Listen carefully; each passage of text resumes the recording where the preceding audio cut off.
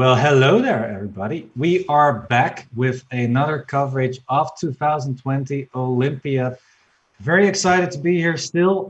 We had a long break of 1 hour, but now we are back from some more coverage of Pool A and Pool E. I'm once again here, of course, the whole day already with Anna Muzichuk. How are you, Anna? Still feeling good? Yes, everything is fine. Thanks. Hello, everyone. Welcome and good morning, America. I'm a Grandmaster Anna Muzichuk here today with Grandmaster Roland Prussers, and we are commentating on Division 2 of FIDE Online Chess Olympiad. Pools D and E are about to start their matches. Roland, are there any teams you consider to be the favorite? In my opinion, England and Hungary have very strong teams. They are playing in Pool E, while it's quite difficult to pick the favorite in Pool D. What do you think? Yeah, in Pool D, I believe that actually Turkey is one of the favorites. Well, of course, we've got Norway, but Magnus Carlsen, I don't think he's playing for Norway in that team, and that means that they are not one of the favorites. But Turkey is one. I'm 100% sure of that. And that is all actually that I can say. Maybe Serbia has a good lineup. To be honest, I am not 100% sure, but Twitch chat, let us know who your favorites are, of course, and let us know, yeah, who you think will be the winner of Pool D after everything is done. But yeah, as you can see, round three at the moment, and yeah, is there a match that is very interesting to spot? I think Serbia Croatia could be an interesting one. I think they both have a good lineup with a lot of promising players. Yeah, I totally agree with you. Serbia and Croatian, I believe it will be a very close match because both teams are actually quite strong. And who else? Maybe Sweden versus Iceland. I think this may be also interesting one. Yeah, well, basically every match is of course something to follow. We are still in the beginning of this whole division, and yeah, of course, yeah, everything still has to be decided. But I think that Croatia, Serbia could be a very interesting one. But let's first also see what happened in round two. That is what we unfortunately had to miss while we were on our break. So here you go. Norway winning 4.5, 1.5, more or less the Viking clash. Norway versus Denmark. Norway won. Guatemala lost to Turkey, unfortunately, 5.5 half. Ireland losing to Serbia 4-2. Croatia winning 4.5, 1.5. And Iceland winning 4-2 against Chile. So now let's take a quick look at the standings that we got.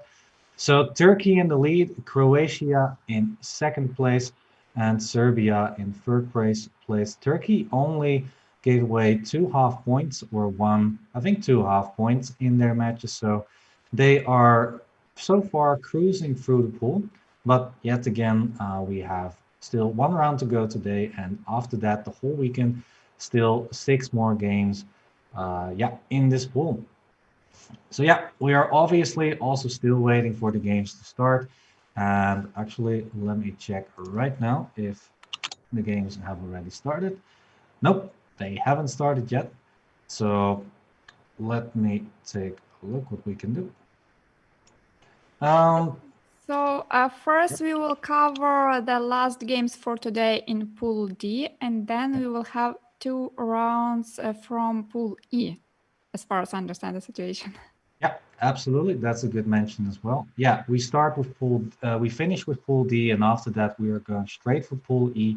Pool E is playing at the same time. They are also starting right now, the round one in their pool.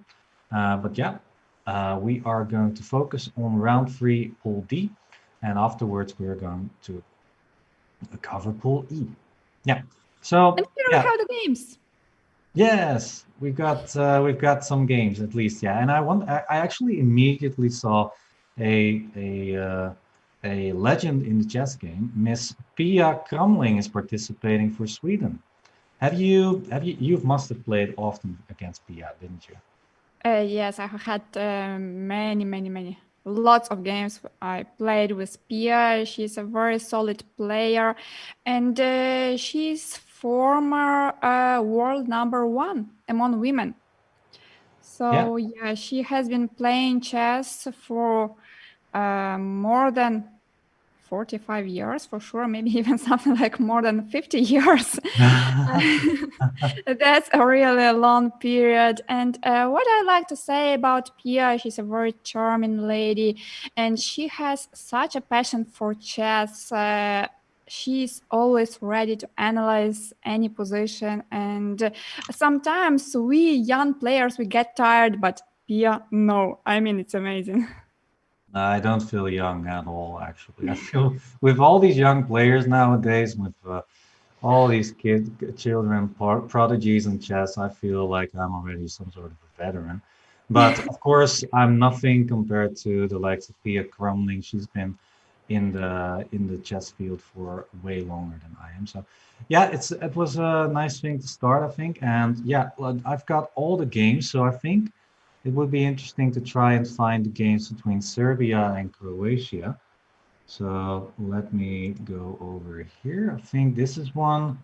This is one too. So yeah, this is the big clash on board one. Ivan Saric, former not world, but European champion. Ivan Saric playing with the black pieces against Ivan Ivanisevic.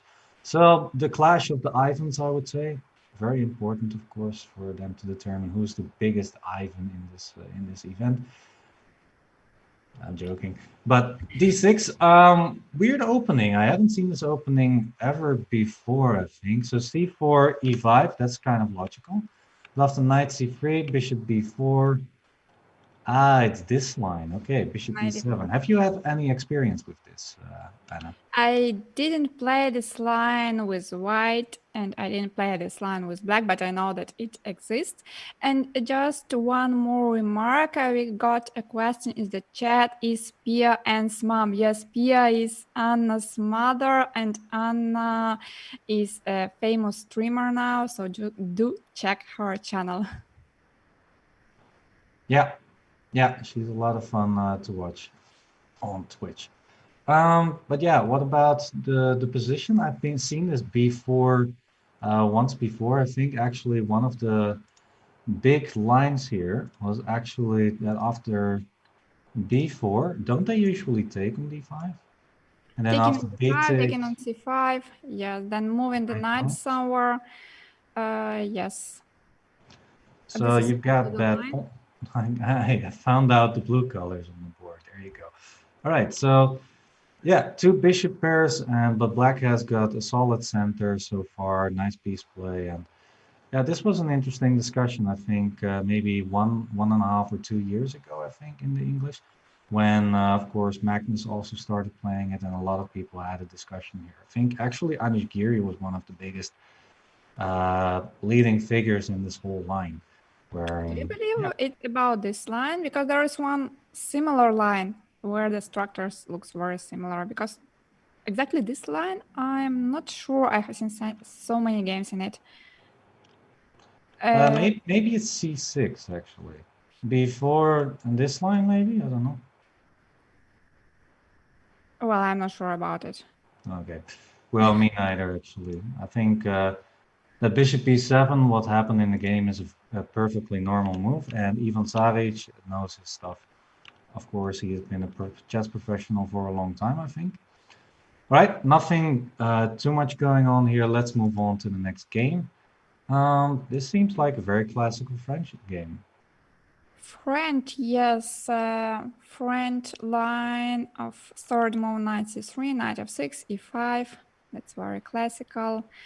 The lines with a long theory. Knight d4, it's not yet trading the pieces on d4. It's not the most popular approach, but it's quite a normal one. Mm-hmm. Yeah. Well, after all these trades, I believe white may be slightly better because of the better bishop and because of the space advantage, but nothing is clear. Yeah, I have a hard time judging these type of positions because it's all about tempi, I believe. It's all about who gets there first and who can start the attack here. So white still has a long way to go on this side. So, and this bishop, you actually is not that bad of a bishop because you can trade it off with a5 and at some point bishop a6 to try and get it in exchange for this d3 bishop. Yeah, so I don't think black is worse. Sometimes you can even trade queen with something like queen c5, but I think that the evaluation usually is now that trading queens is good for white because white will have the better endgame, although I'm going to have a hard time explaining why that is. So yeah, I think it's a5 and bishop a6 is simply the nicest way to continue. Otherwise, I was actually going to suggest knight b6 and knight c4. But what do you think of knight c5 here? Knight c5. Before knight c5 was played, I wanted to speak about the ideas from both sides. You have mentioned some. I can only add that black should attack on the queen side, while white will obviously try to attack on the king side. And the idea for black to attack is something like playing a5, a4, and then pushing a3 or b3, depending on the situation. Knight c5, knight a4, and knight c3 may also be an idea. While for white, let's speak about this move queen e3, why it was played. And the reason for queen e3 is that white gives the d4 square for the knight. And another idea is that perhaps white wanted to play queen h3, attacking the h7 pawn.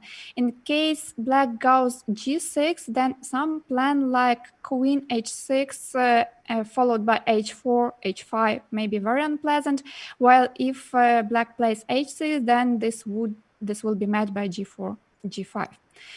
But after knight c5, queen h3, maybe black prepared knight e4. So white decided to go for h4 directly without moving the queen away from the center. Yeah, I guess we could say that this is a very double-edged position, right? I think both players are going to try and attack, and we'll have to see who is going to be faster, more or less. All right, I say let's move on to the next game. Okay. Women's board. Yep. First board of the women's. First and only. No, first of the two. Yeah, first of there is girls board also. And there's girls board. Yeah. So there's three male boards usually and three female boards. Yeah. Mm-hmm. Yes. All right. So a little bit of a yeah. I mean, I think the black is fine. I think that white wants to somehow create something on the king side because the bishops are nicely eyeing that, but I don't really see how white can do that. I'm not so sure about a5 because, well, it stops b4. On the other hand, it weakened the b5 square, so you have to be careful with making such moves. White's plan may be to push c4, so the logical move would be something like rook fd1, preparing it, and then open the center. Then maybe moving the pieces toward the center. So yeah, something of this kind. Oh my God, how many arrows? Not like that. I wanted to illustrate your point. I mean, everything should move towards the center. So. Yeah, but yeah. I see white went for a completely different plan with e4, and I'm not sure it was the right approach. Of course, it's I'm possible. also not a big fan of this, to be honest. I mean, but I preferred c4. Yeah, I preferred c4. The problem with e4 is that black has got a few good moves here, in my opinion. Maybe d4 looks good. And also the bishop is kind of blocked at the moment. So I'm not sure that this is the right way. You can also try maybe something like knight h5 and knight f4. So I'm wondering what this move is going to bring. But the question is, of course, how is black going to react with it? Would you play a move like d4 here, for example? If black could try to make two moves, I mean without captures, just two strategical moves, if they could play d4 and d5, this would have been perfect for black. But the only thing I am concerned about is what's happening if black goes d4 and white plays e5. And I'm not sure what's happening. I guess if knight d5, queen e4. attacking on h7 and attacking on d4, g6, but this is weakening some squares. Oh, you can take the pawn, perhaps? I am not so sure because there may be some Apparently not. discovered knight moves, unpleasant ones. Um, I don't know. Uh, Maybe just a move like bishop b5 or knight c4. Or just maybe queen Even just, g4, yeah, rook actually. e1 or queen g4 or h4. Yeah, h4 I is don't also good. I'm not sure that d4 is actually the best. This white is going to get some initiative on the king side, I think, with this weakness of g6. So if we go back a few moves, instead of d4, would it maybe be better to play d takes e4, knight takes e4, knight d5? That's a good question. I don't have an answer. I'm not so sure. I'm checking knight c5 and knight g5. Oops. No. I mean, Oh, either knight c5 or knight I was g5. One of teasing them, you. not together, please. Yeah, so knight g5 or taking on c5. Those are two good options here. Yeah, Yeah. So maybe correct. just keep the pressure, not to play d4, not to play d takes e4, but just something solid like I don't know, queen c7 or queen e7 e8. or knight h5, the move you proposed in the beginning. This may also work Yeah, fine. just try and take advantage of this Yeah, like e4. e takes d5. Then maybe not knight f4, maybe met by bishop h7, or maybe not. Maybe yes, maybe not. Maybe yes, maybe Oh, not. that's interesting. King takes, Queen queen h7, queen e4. e4, and I take some of the knights. Yeah, or you take here, yeah. Yeah, this looks really good. White's probably going to be close to winning here already, so. But bishop h7, king h8 was a bit unclear. Well, it's a bit complicated. Let's go back and Yeah. try to find some easier lines for the Well, viewers to understand. well, the black player played d takes e4, knight takes e4, and that's where we are right now. Maybe it's a good idea just to play something like knight d4. What do you think? Knight d4, yeah, why not? Just trade all the pieces. Yeah, Knight maybe d4, that. bishop d4. Yeah. Maybe that's simply okay for black. Mm-hmm. Maybe that's just equalizing easily. Maybe. Maybe, yeah. Anyways, we're still at the start. Let's see the other games. This is board one of the women, and this is board two of the women. So Tijana Blagojevic versus Mirjana Medic. Materials equal. Black has a very nice knight on d5, and white has an isolated pawn on d4. So I guess that black is just very comfortable here.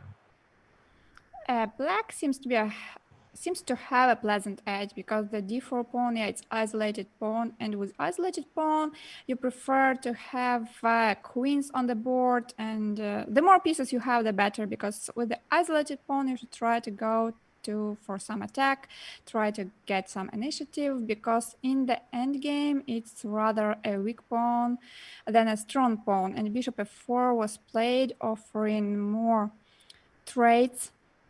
I definitely prefer this position from black side. Yeah, yeah, me too, absolutely. So, do you think bishop f4 is a good move? It trades off more pieces.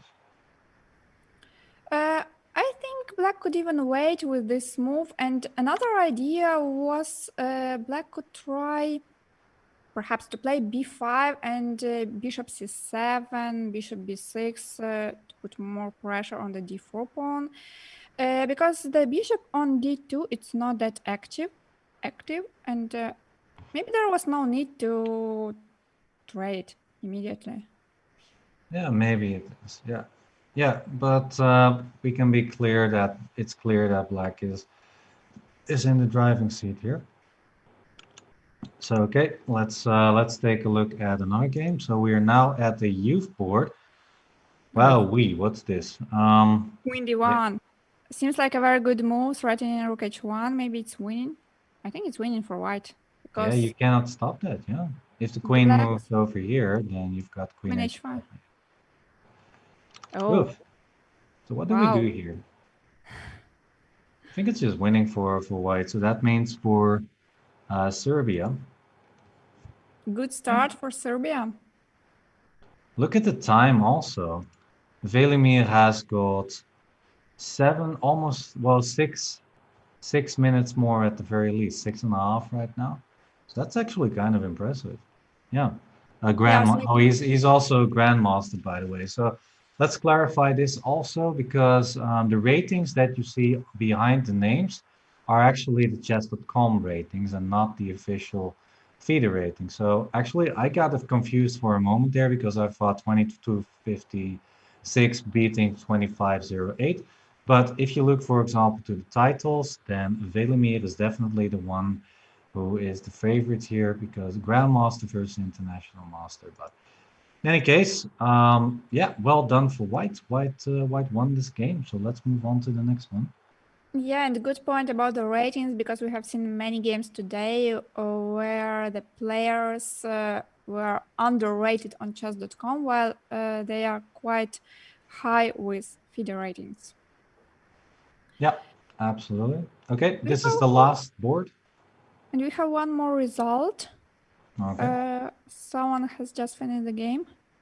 Yeah, that's this game. Okay, this one we have seen, but Okay, what about and the this other one? one. Oh, look at this cutie mate on b3. Oh, And we have oh, it was a on mate. I didn't a7. even It's see. so far, but it's controlling all the important squares. Yeah, I'll make this green and I'll make this red. Ha, the king is Oh, mated. Yeah. nice picture. Beautiful, beautiful. Beautiful. It's you can play around with colors on chess.com, so it's kind of fun actually. All right, so let's move on. So I think this is the one that we did not cover yet in the Serbia Croatia match. So yeah, first thoughts, who's better and why? Black is better because they are taking on c3 and the pawn which will come immediately or one move later to c3 will be a weakness. So just play b6, place the knight on c4 or place the rooks over the c file and just attack this pawn for free. Yeah, I agree. I think black is just a bit better here. Maybe in the long run, even a thing like f6 and e5 is interesting, but Oh, for that's a now, very I would long not do run. that. Yeah, Just enjoy the open C file, right? yeah, true. Okay, Also, so bring the d4 knight closer to the all right, center. actually, we've got a famous grandmaster who's playing at the moment, and that's Mr. Niels Grandelius with the white pieces, playing against Gudmundur Kjartansson from Iceland. So this is board one of Sweden versus Iceland. Um, yeah, what to make of this? I think the knight has good prospects to go here, while this knight does not really have any prospects. So what do you think? Is white a bit better? Yes, and we can see that a few moves ago, or actually one move ago, White played b4, what kind of weakened the c3 pawn. But on the other hand, they are creating this nice place for the knight on c5, as it was mentioned, and this is very important. So you have to be careful when you play such moves as b4, because if you manage yet to get your knight to c5, it's good. But if not, then it's a bad move because it's weakening the c3 pawn. Yeah, absolutely true. What do you think could be a potential idea for black then? The only thing that I see, for example, is to play a move like e5 at some point.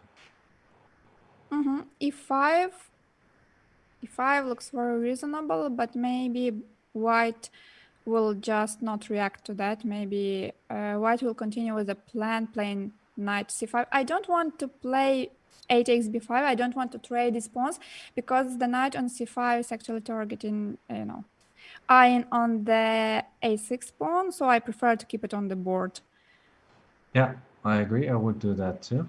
The question is though, okay, after knight c5, let's say I play Oh wow, it's actually kind of hard to It's actually, yeah, take even this after rook move. b6 or queen a7, I may think of taking on a6 and a takes b5. Maybe you can take anyhow. Maybe No, I you can can't. take it, yeah. Now let's just take, and play rook a1. I Then, prefer something simpler. I prefer a more complicated way. oh, what did you, sorry, did I miss something? I thought about taking on a6. I was considering it, but after queen Maybe it takes, doesn't work, yeah. rook takes, Um, I'm not really sure if you have enough for the exchange. and one more idea was taking on e5 because after queen a7, the queen is under, yeah, under this bishop on That looks e3. that looks really, really bad, yeah. Yeah, so that's actually an important point. If you did not take on if you do take on b5, then black does not have this weakness anymore. So that is more or less what we're playing around with the knight on c5. But okay, Niels in the driving seat. Let's see what the current position is. So knight If I c5 played and bishop c8. What do you think about that? maybe it's the best defense because if a rook b6, then maybe actually knight a6 worked. Could you Yeah. just go one move back? Oh, I'm sorry. Yeah. Yeah, if rook b6, rook b6, okay, even a5. So let's play a rook a8.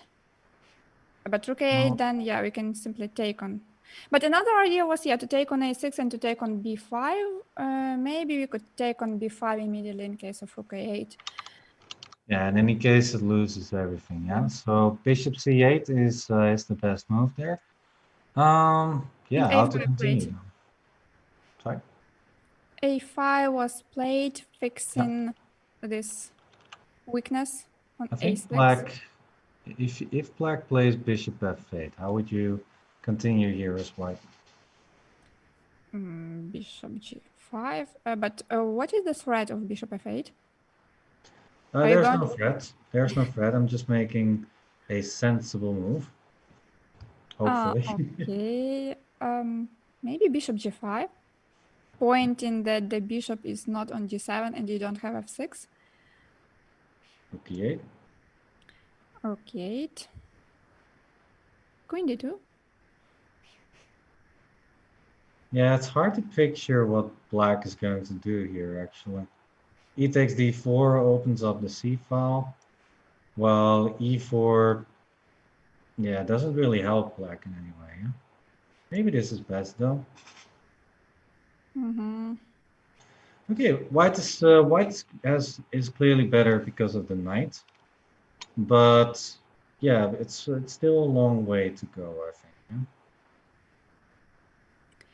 Maybe let's quickly check some other games and then we get back to this game Yeah, so that that we are sounds like able, a yeah, to see more perfect games. idea. Oh, Tiger Hillop wow. person against Wow. Gutarsson. What do you think? Wow, this is white is a pawn up, but black has there are opposite colored bishops, and the king side is a bit destroyed, right?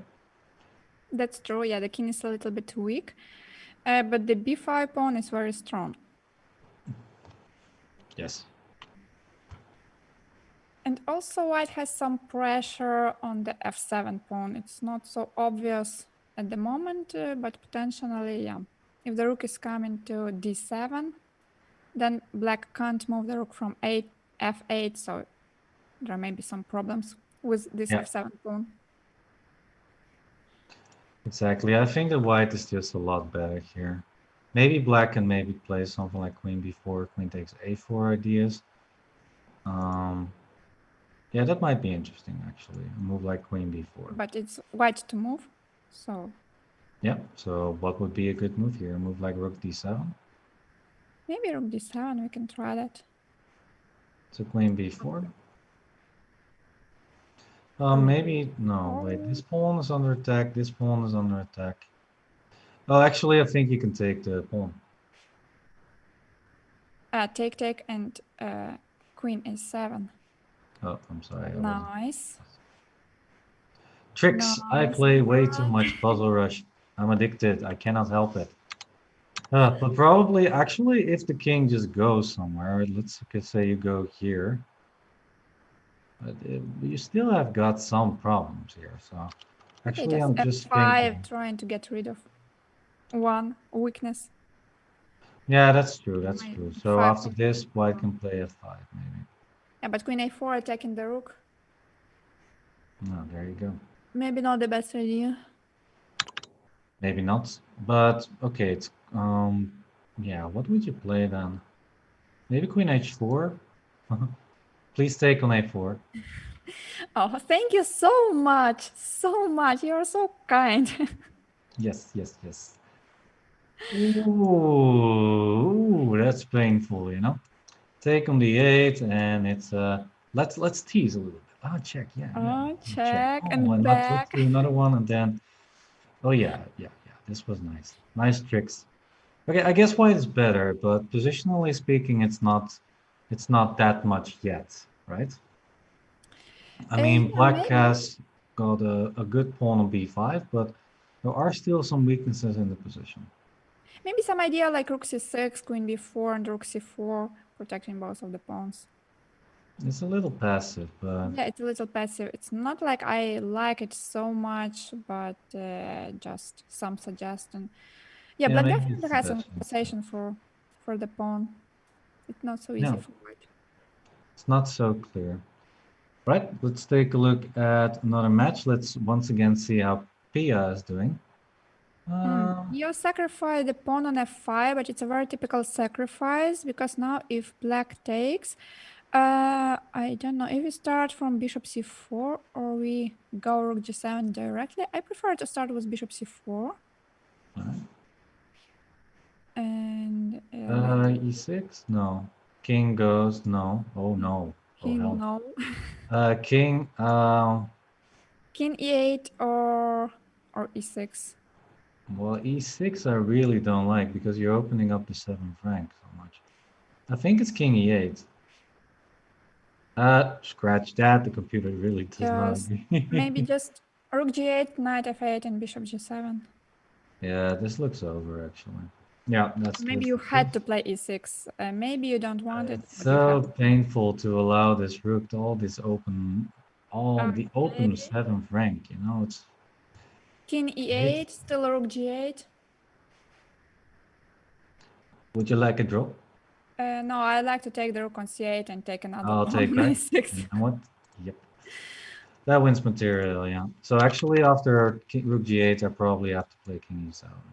Maybe now you could play knight f8 because after bishop g7, if you use the same idea, then you can play king. Can you play king f7? Oh, wait. Can I do this? No, I can't. I wanted to take here somehow. Wait. I am also trying to make it work, but I'm not sure it's possible. Nah, I guess we have to take like this. Maybe we have something here. No, I think we have to take like this. And now do something smart. Hey, what about this pawn ending? Pawn ending, yeah, I'm not sure. Rook c3, king c3, take, And that's take. just a draw, right? Oh, it's difficult to say. It's a draw. You need some time to calculate this. King What do you is. think, Chet? Is this a win or a draw for white? Let us Please know. help us because because we have been streaming since morning. So yeah. Um, yeah, it's interesting. Let's go back for a little bit because you can also play rook g7 immediately, perhaps. Yeah? Or actually, let's see what Pia did. Bishop takes, e6, rook g7, king e8, bishop takes. Ah, that's nice. That's nice. That just wins a pawn. Yep, that's perfect. Cool. Yeah. It does win a pawn, yeah? Yeah, it wins. Rook a8. And then we have bishop Rook, b5, or we have rook g8 also.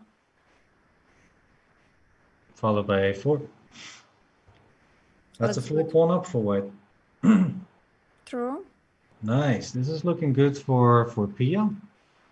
Yeah, we've got some other results as well. Let's check a few.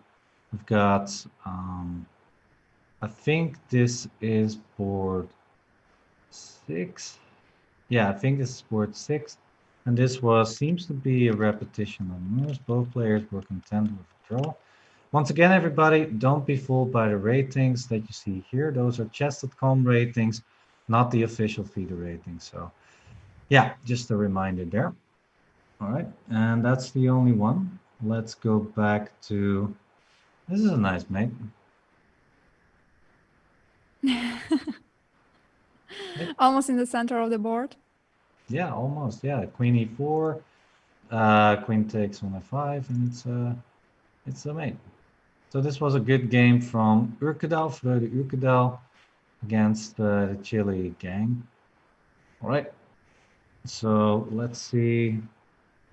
Let's go back once to the.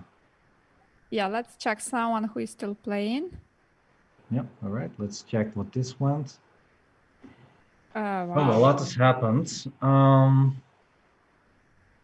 Savage is a pawn up. No, it's not a pawn up. But actually, isn't. No, I don't know. Wait. But I don't like the rook on d6. It's like the active rook, but it's also like a bit of a trapped rook. Yeah, just A little king bit, e7, yeah. and if you bring the rook to b6, then perhaps rook a3 is coming. Maybe you can even trap it like this. So if white's not careful, then yeah, your rook is screwed. So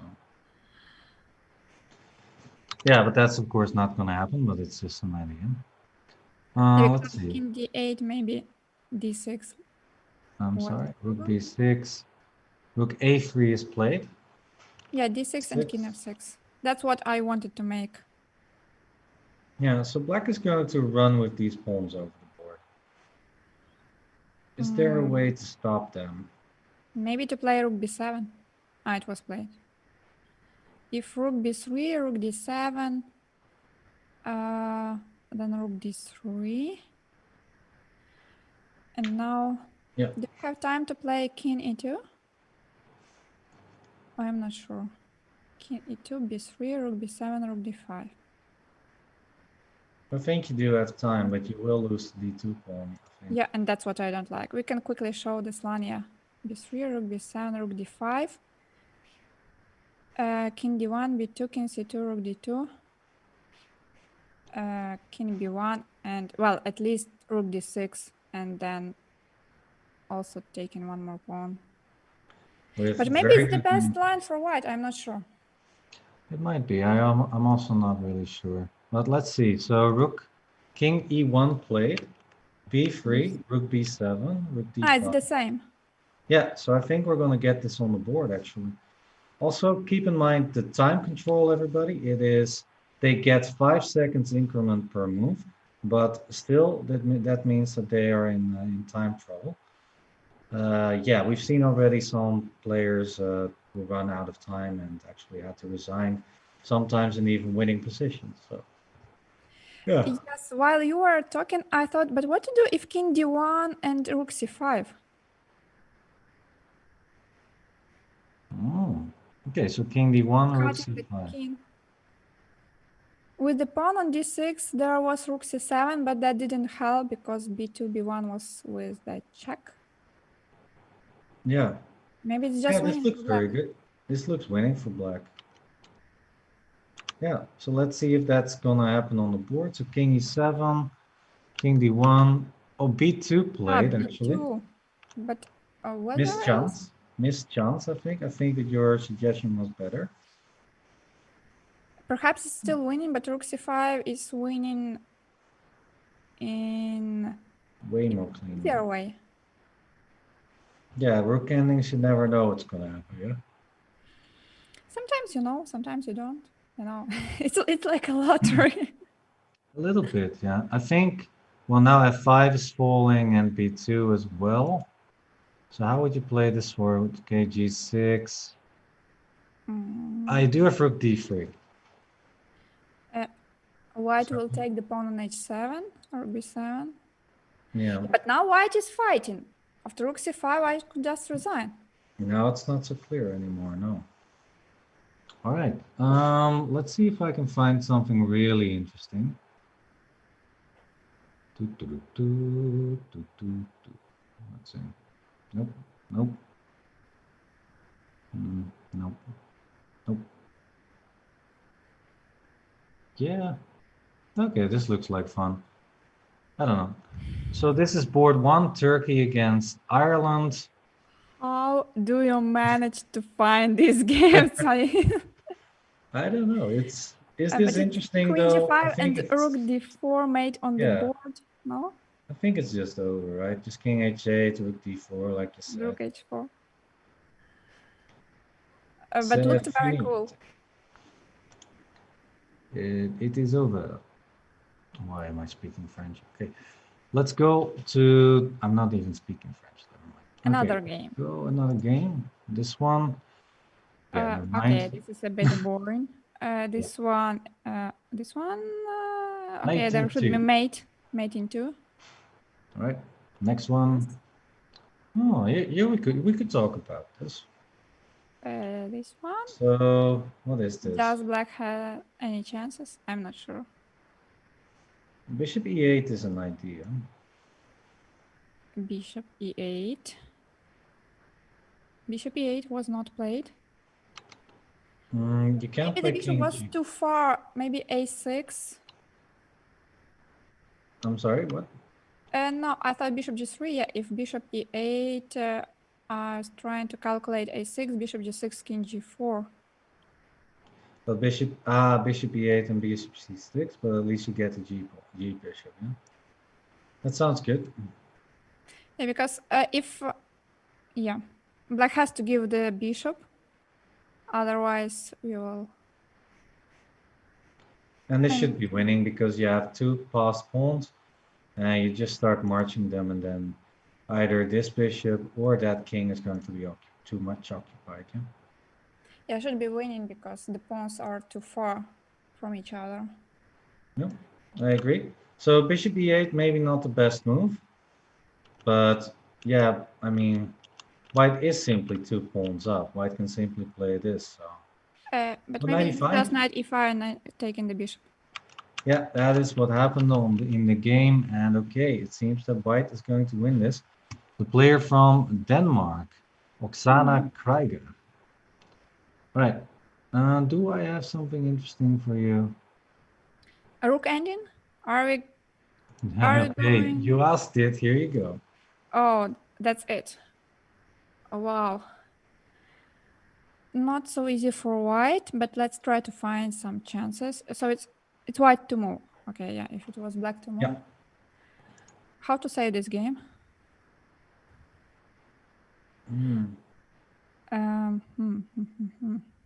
Looks lost, actually. The only thing that I can come up with is rook d1.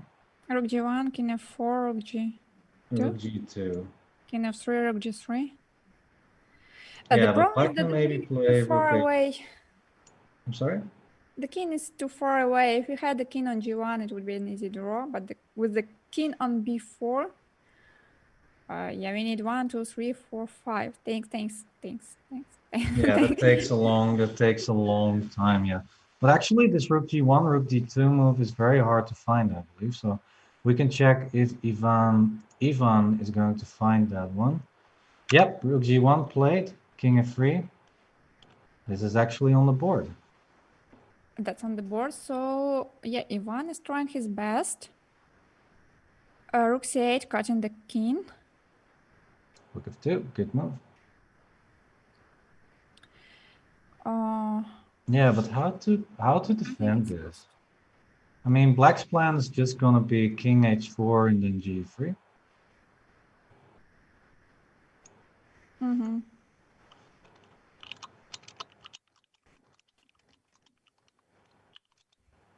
Difficult to say. Is it the only game running?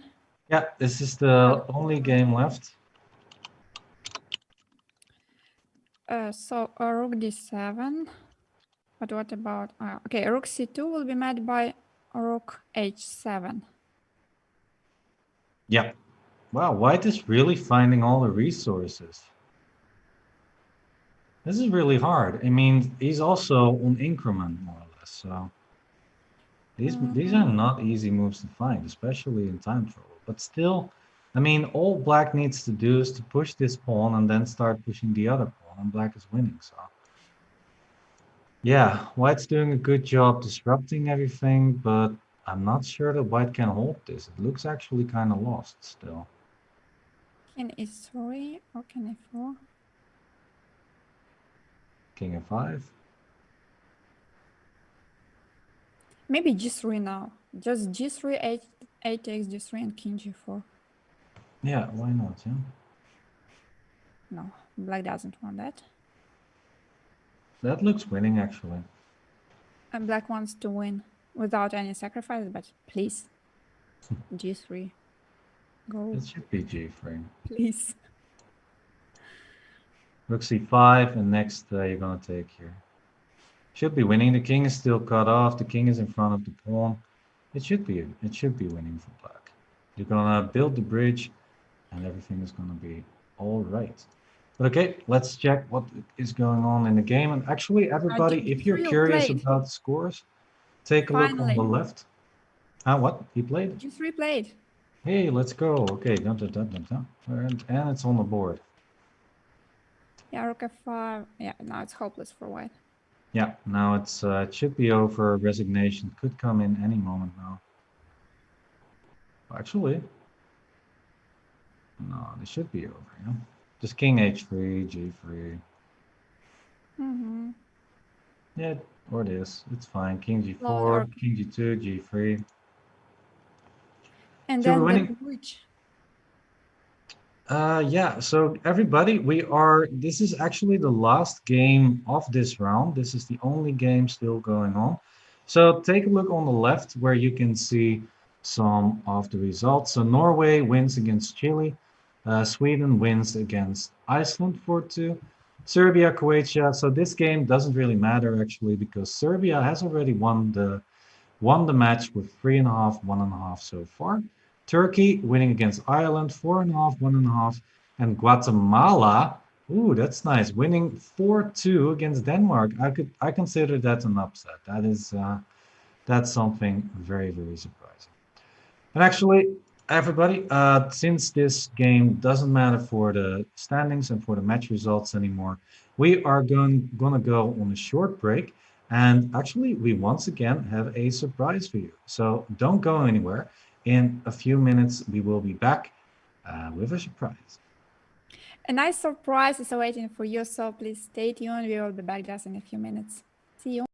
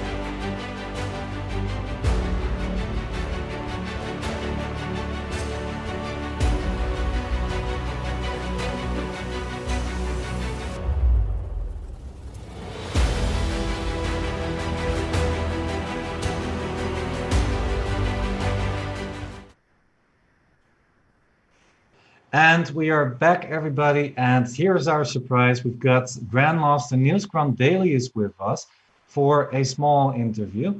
So welcome to the broadcast, Niels. How are you feeling about all the games so far? I mean, so far it's, I think, pretty much like expected. We won against two lower-rated teams and lost against second seed. So it's okay. It's nothing special, but we are not that dissatisfied. Yeah, and how do you feel in general about your chances to qualify for the next division? Do you think you have a good shot? Yeah, definitely. I mean, we are seeded number 3, and 3 teams are qualifying. So definitely, but it's a very even group, and I think teams number 4 and 5 are also very decent teams. So yeah. I mean, it's not for granted at all, but definitely chances. All right. Yeah, sounds good. So far, good results. What do you think in general about this whole tournament, about the format, about the 6 boards? Could you share your thoughts on that a little bit? I mean, it's a bit different than what we are used to, for sure. in some sense, it's nice because now you are everyone in the sort of squad is fighting for each other, rather than in the normal Olympiad where maybe the men stick to themselves and the women to themselves. So in that sense, it's quite nice. And for us, I mean, specifically, we have very decent female players. So we are definitely benefiting from this with Pia Crumbling and in Agrest. So personally, it's good for us. And otherwise, no, it's an interesting idea. Definitely. Right. Yeah, it's really. I am very glad that Pia is playing, and we covered some of her games. And by the way, Niels, congrats on your result today. You won 2 games, and you made one draw, if I'm not mistaken. So Yes. So far, so good. And how about the team spirit in your team?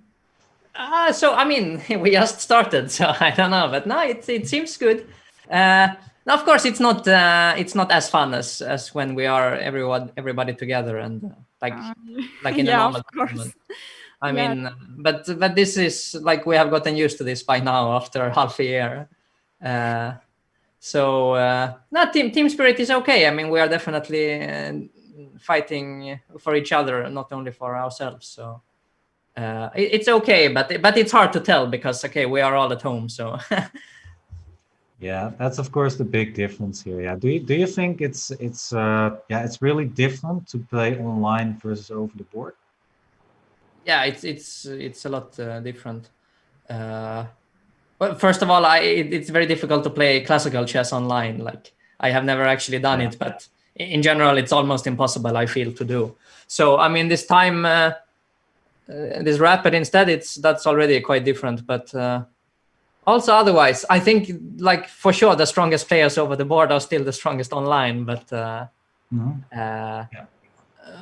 no, I mean it's a bit more boring, but what can we do? Yeah, it's still chess, which we still love. So of course, yeah. No, it's for me personally, it's like that such an event can even be continue because of course what's happening around the world right now. It's already an amazing feat. So yeah, with that we're gonna say, well, thank you for sharing your thoughts and for speaking a few words with us.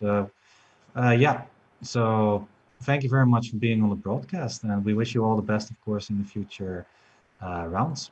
thank you very much. Thank you. It was my pleasure. Yes, for you and for your team as well. We are actively rooting for you. Okay, thank you very much.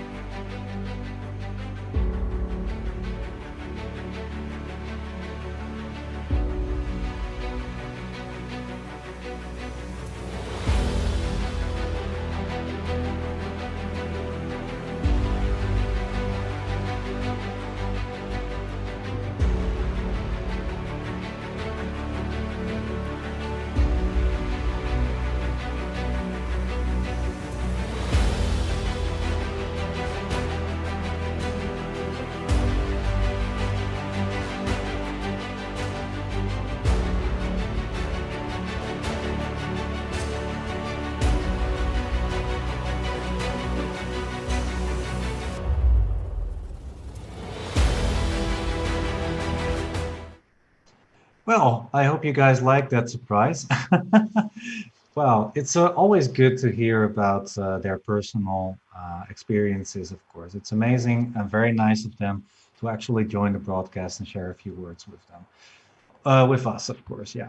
So, hope you liked it. And now let's move on towards the standings, of course, the results of Pool D, especially. They are finished at the moment. So, as you can see, Turkey is doing quite well with 6 out of 6, as well as Norway, as well as Serbia, and then Croatia and Sweden are close behind to that. And of course, we just had Niels Grandelius, the #1 player of Sweden, joining the broadcast for a little bit. And round Pool E, let's also take a quick look at that. England won, Hungary won, and I think we are going to see actually what happened in the first round in Pool E. So there you go. Bolivia lost 1.5, 4.5 against Ecuador. Costa Rica lost 1-5 against Hungary. Mexico lost half, 5.5 to England. Argentina beating Scotland 3.5, 2.5, and Colombia beating Montenegro 3.5, 2.5. Yeah, so here are the standings. As you can see, England won, Hungary won, Ecuador won, Argentina won, Colombia won. This is sounding very monotone, isn't it? But that's actually what happened. So yeah, and then you've got all the other teams on 0 points, which lost their match. So we are going to continue after the break with Pool E, round 2 and round 3. So don't go anywhere. Grab some popcorn. Yeah, like I said, pet the dog. I don't know, splash some water in your face. We need you fresh. We need you focused on all the games. So don't go anywhere, and we'll be back in a few minutes. That 2 in Pool E will start just in a few minutes. We will be back very shortly.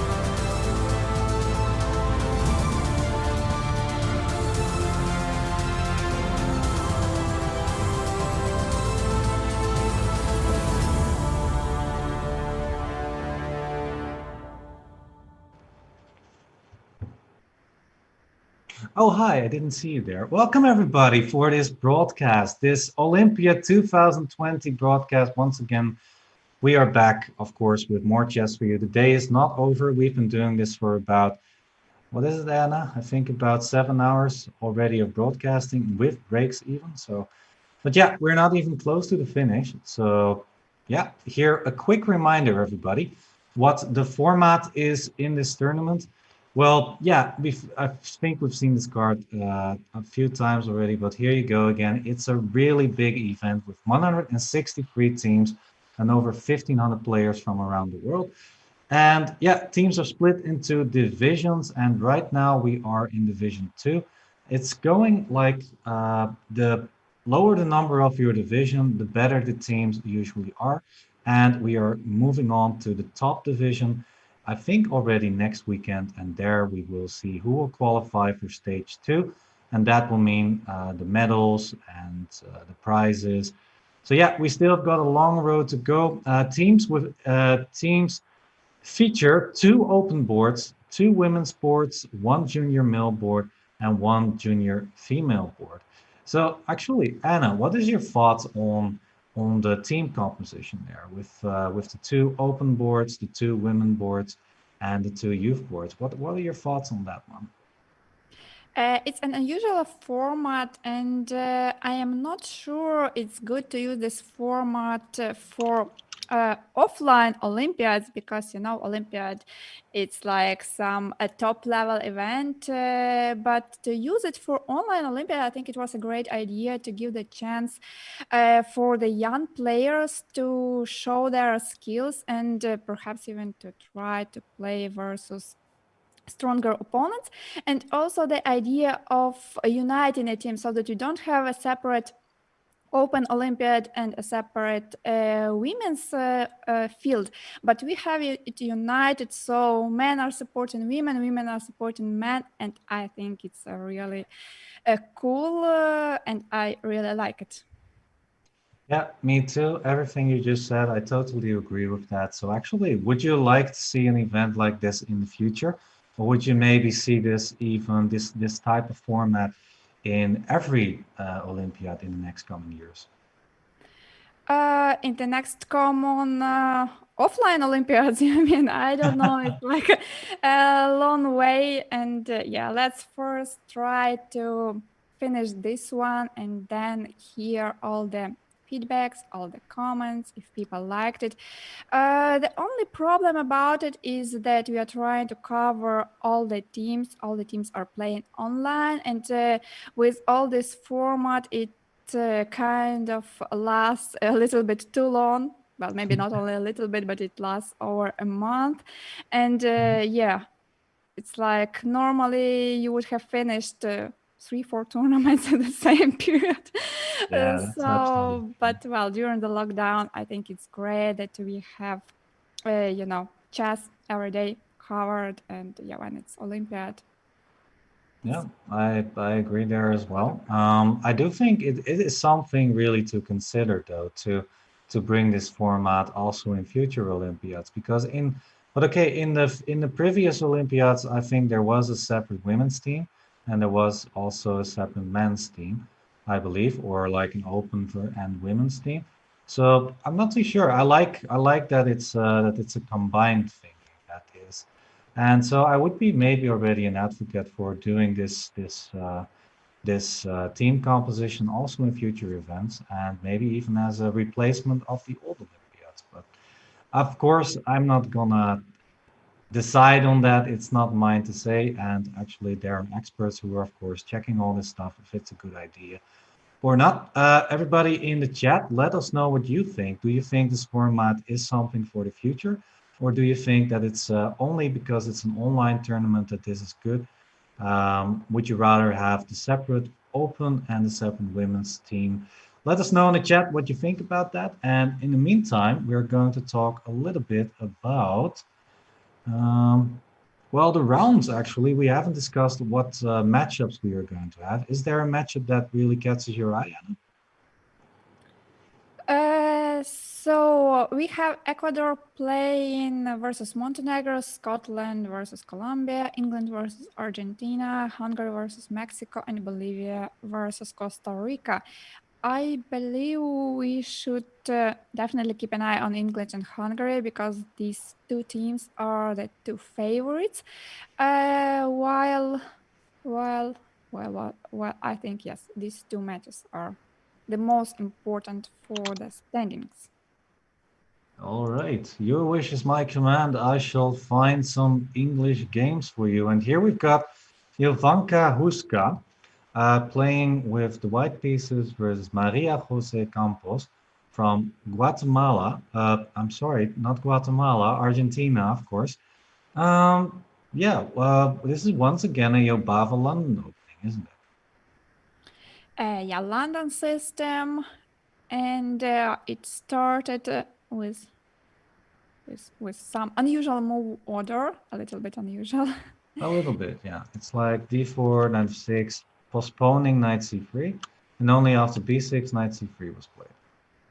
But it makes a lot of sense because knight b5 may be the threat, and also d5 may be the threat. So it's not so easy. Is knight b5 really an asset in these positions, though? Like, for example, if I play bishop b7, is knight b5 really that strong? Why not? Let's try. All right, that was my idea. Let's see. What if I play something like knight d5 here? My idea was to play knight d6. All right, so I take, and now white has got a good bishop pair. So this is good for white. All right, so let me see. I'm gonna try and okay. What do you do if I play d6? I take on c5.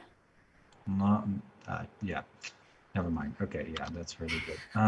Let's see. I could play knight a6, maybe. But at least knight d6. I really think knight b5 is the threat. Okay. So maybe black shouldn't allow that as... I agree. As there are some problems after knight b5. Yeah, so it's better to play a move like knight h5 or what else? Yeah, I guess knight h5 would be okay. Maybe knight h5, yeah, because if black makes some slow move like a6, then I believe d5 is coming. Maybe this is not a problem. Maybe you can just play bishop b7 here. e4, do you like it? No, I don't. Just a question. Never mind. Well, you do have b5 and b4 perhaps, but it's yeah, it's very, very complicated, of course. All right, but this is going to be a lot of fun. Let's keep an eye. Okay, this is different. Okay, yeah. So c takes d4, knight b5.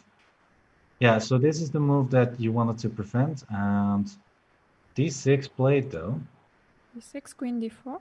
Queen takes d4. 5, just take and knight c7, and that's it. Yeah, that's game. Yeah, that hurts. Yeah. That is not nice. Okay, yeah. So black is in a lot of trouble after queen takes d4. Let's see if that happened in the game. Yep. Because I don't see the way to defend the d6 pawn. Yeah, queen d4 played by Jovanka.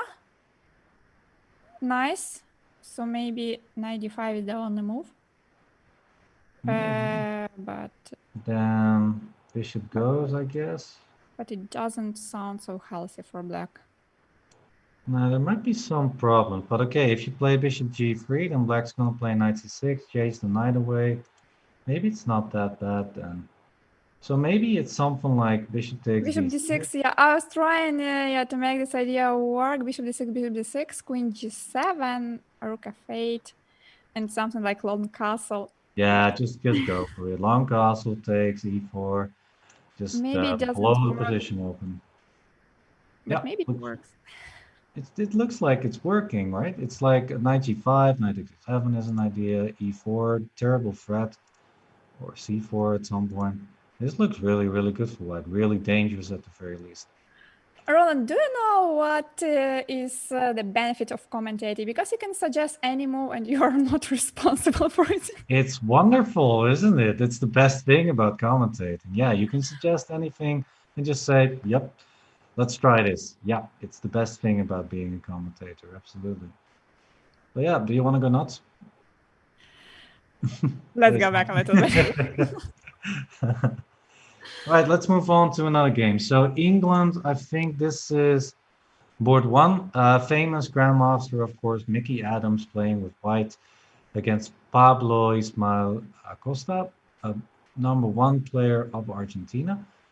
Um, yeah, h3 gives up the bishop pair. Is that a big deal in this position? Maybe he had no choice because he wanted to avoid knight g4, and for this reason he played h3. I prefer white's position, and what I would also like to add, I think this position really suits Michael Adams' style. I think he likes his position at the moment because he has a very stable position. There will be some strategical battle, and this is the type of the game he's really strong at. Okay, well, then good chances for Mickey Adams. How would you continue though? Let's say black plays a move like b6. I guess you want to play f4 or something else. Wait, wait. Okay, I can't really save the bishop from d3 because the pawn on c4 is hanging. So I can't play bishop b1 because of queen c4. So I'll have to give this bishop. I would prefer to go, yes, f4. Maybe knight d3, queen takes d3. And if the bishop moves to b7, then maybe some ideas with f5 may work at some moment. Yeah, try to undermine this, and if black plays e5, then you've got a very nice square on d5 to work with. Yep, looks once again yeah, better for white. White has the stable space advantage, and yeah, looks good. Maybe even at some point g4, g5, but we'll see. Okay, let's move on to another one. So this is board two. Mr. David Howell with the black pieces against Francisco Javier. Yeah, what's happening here actually? The opening looks familiar, but I don't really recognize it. It looked familiar, but when I saw the line, I understood that it's not the familiar opening. It's a Panov opening. All right. Seven, Ah, 6. it's a Panov going right, yeah. For white. And Wow, that rhymed. I did not do that on purpose. All right, queen b6, and now something like, I guess b3, queen c2. b3, knight c5. Would you pick black or white here? What's your first thought? I think computer evaluates such positions as about equal, but I believe it's easier to play with white, especially in the rapid game. Okay. I'm not a big fan of bishop c3 though. It looks very, very passive at the moment. I mean, you are protecting the b2 pawn, but you are also not really doing anything with that bishop. So I would have rather b3 would have been nicer, I think. Yeah, there are some pros and cons because bishop c3 on one side, as you say, it's like a passive bishop at the moment. It also covered the c file for the rook, so for this reason we would prefer to have the bishop on d2. On the other hand, if white played b3, this could be a target, and black could later on play a4, and perhaps for that reason white didn't want to hurry with b3. Yeah, It's maybe difficult to queen say. c2 would have been a very good move then or something. Queen c2. Okay, but bishop c3, it's not a bad move, I would say. Okay. Let's see then. So bishop c3. Yeah, but still, you might want to just take that off and open up the position. Like, for example, if you take right now, b takes, and at some point get c5 in, that pawn structure is going to hurt you a little bit, quite, but maybe it's not that bad, actually, because opening up the position is actually quite difficult, I guess. If c5, then, yeah, all white's rooks are very active. Okay, yeah, maybe bishop c3 is just a very logical move here. Okay, let's see what happened. Oh, no moves after this, so let's move on to the next one then. If you Easy. Let's go. All right, let's go. Whoa. Wow. What's that? There's a knight on b7. Yeah, thanks for pointing because it wasn't so clear. How did this knight come to b7? Yeah, let's take a look. Let's take a look at how this happens. So this is a Rosalimo, and after d takes d3. Yeah, the big Carlsen discussion, Carlsen Caruana with b4. Okay, knight of 8. Okay, b5 was played. Knight on a5. That knight is very good there. And here, knight b7 to attack with c takes b4. And here, I think black made a mistake with c4. White took, short castle, and if black took back, then white had knight d6 with devastating effect, grabbing all kinds of pawns here. Okay, so black played short castle. Yeah, I guess the black is just in a world of trouble here. I think white is a clear pawn up at this moment.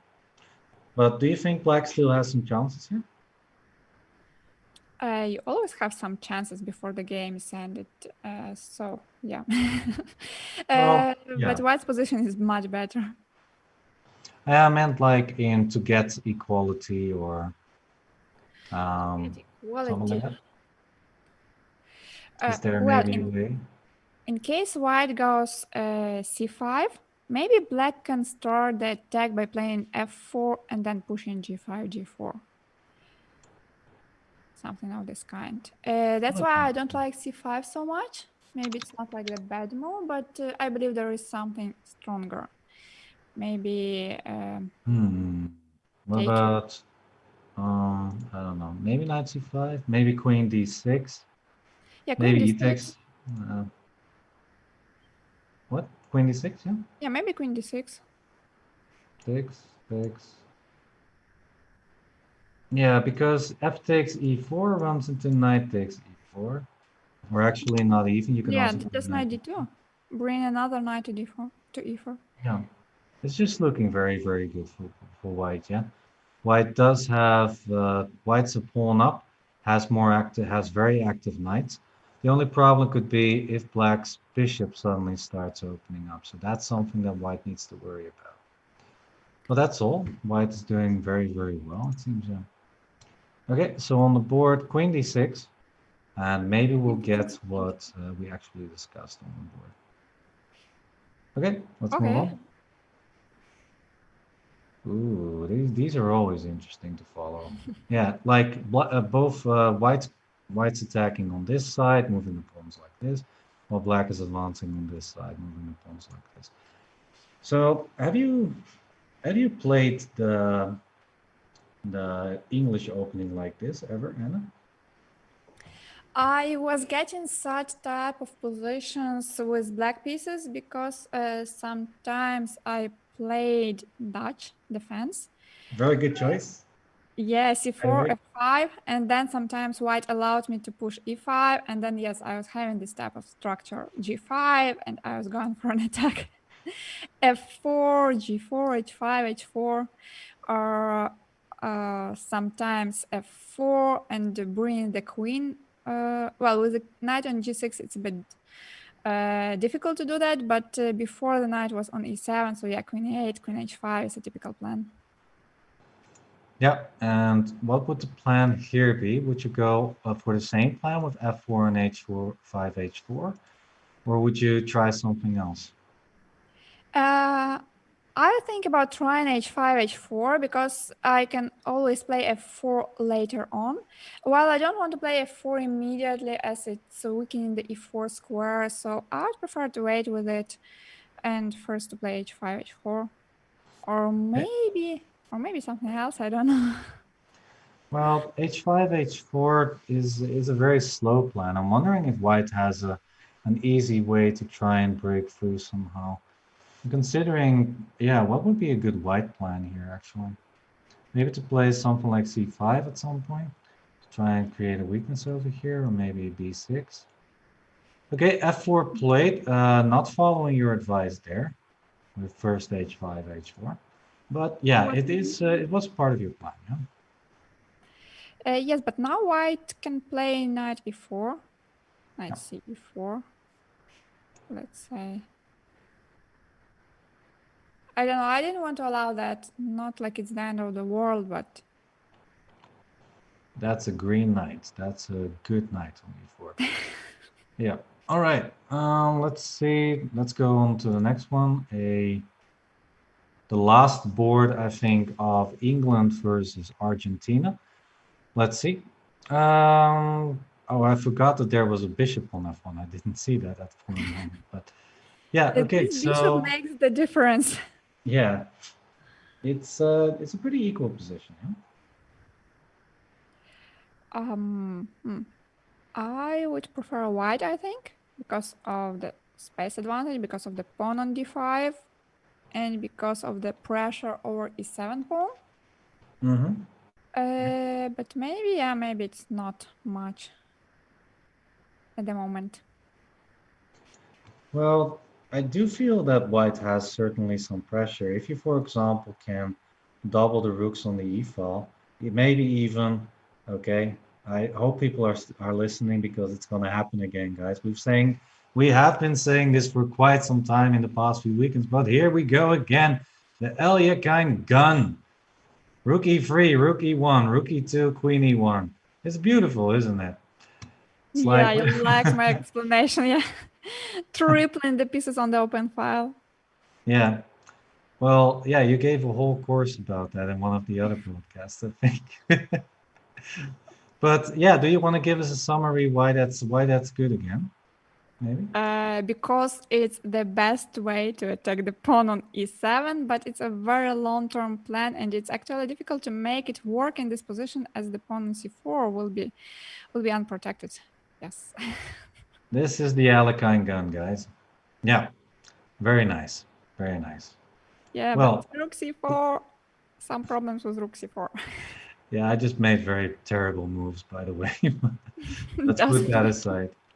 I mean, but if you ever get this, sometimes you can really break through on the E7 file. So sometimes ideas like this are good, but actually you see these Alekhine guns very rarely because it's such a slow plan, and there are always chances for black to gain some counterplay in some way. So yeah, that's why you don't see these very often. But I wanted to show this. It's like yeah, we've seen this already very often.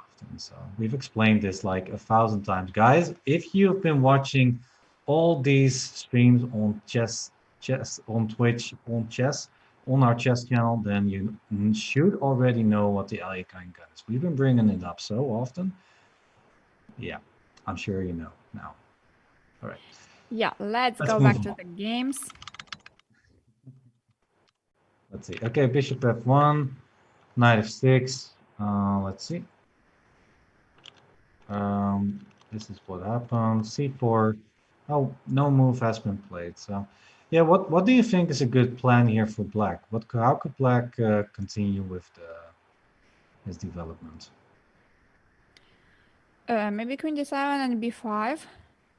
This is one of the plans. But b5, well, it's a double-edged move. It's like a committal move. You have to be careful with that. Also, knight d4 can be a good protection.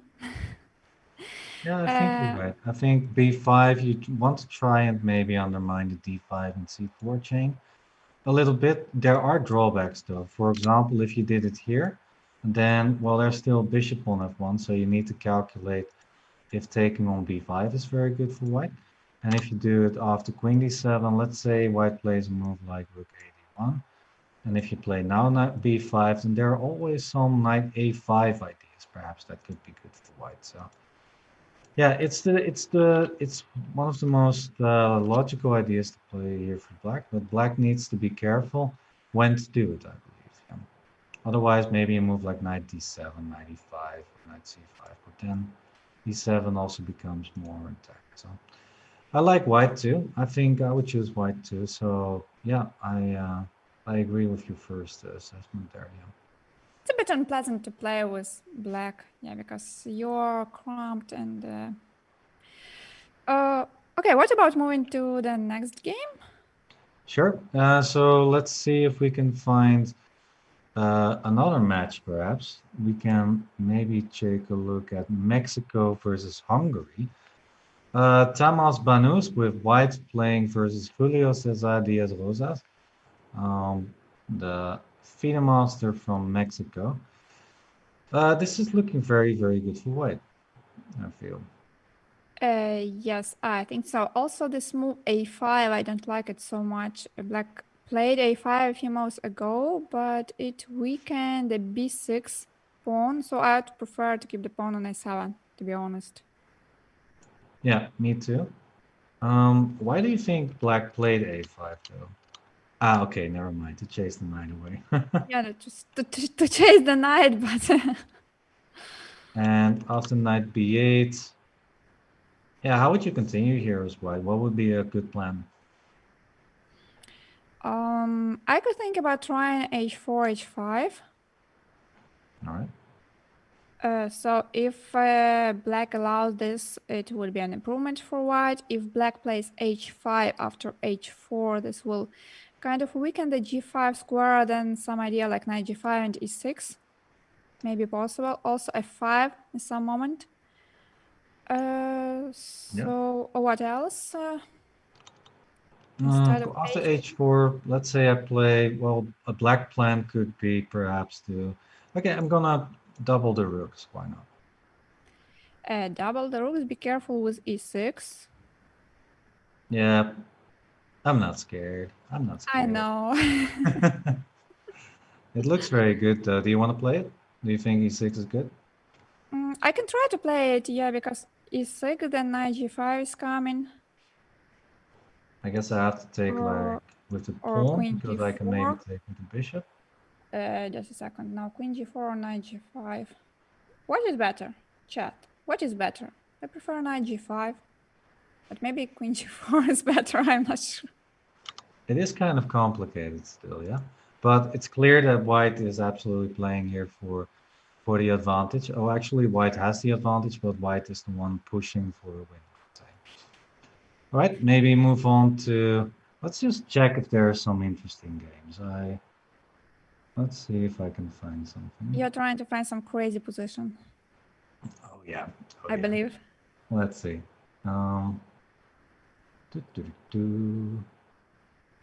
What's this? What's this? Alan Tate versus Joshua Ruiz. Looks like a dragon gone wrong. Looks like white is 2 pawns up. And that's it. That's it. Okay, next game. Let's see. Okay, we have a rook ending. What about this? Oh, not about it. Should be a draw, but nobody knows. Well, you could play. Okay, I think it should also be a draw. I would prefer black though, because black has maybe potential with the rook over the fifth rank. Maybe the king can come into d5. I don't like this isolated pawn on d4. That's going to be a problem at some point. But maybe the easy way for white to play is just to take like this, and just rook b1, exchange all the pawns on the queen side, and it should be more or less a draw, yeah? Yeah, because if white instead plays something like b5, then white might be in trouble after g takes f, rook h5, king d6, king d5. And just, I don't know. I think I like black a little bit more, but it shouldn't be that much. No, I think white should have enough play here. I have nothing to add. I completely agree with you. All right, and that's a wrap. That's this game. Let's move on to the next one. Woohoo! Let's see what this is. What's this? 2 pawns down for white, but some counterplay. Or maybe no counterplay. Big threat on h7. What? Well, white's got a clear plan. Black's got a clear plan. And if black simply plays h6, it's on. Okay, it's white to move. It's white to move. So if white takes I here. can take this pawn. Yeah, let's see if that happens. No, there's not. White hasn't taken yet on h7. So that makes a lot of sense, yeah. But a very unpleasant threat from black's side is queen f6. And I don't see the way how to defend.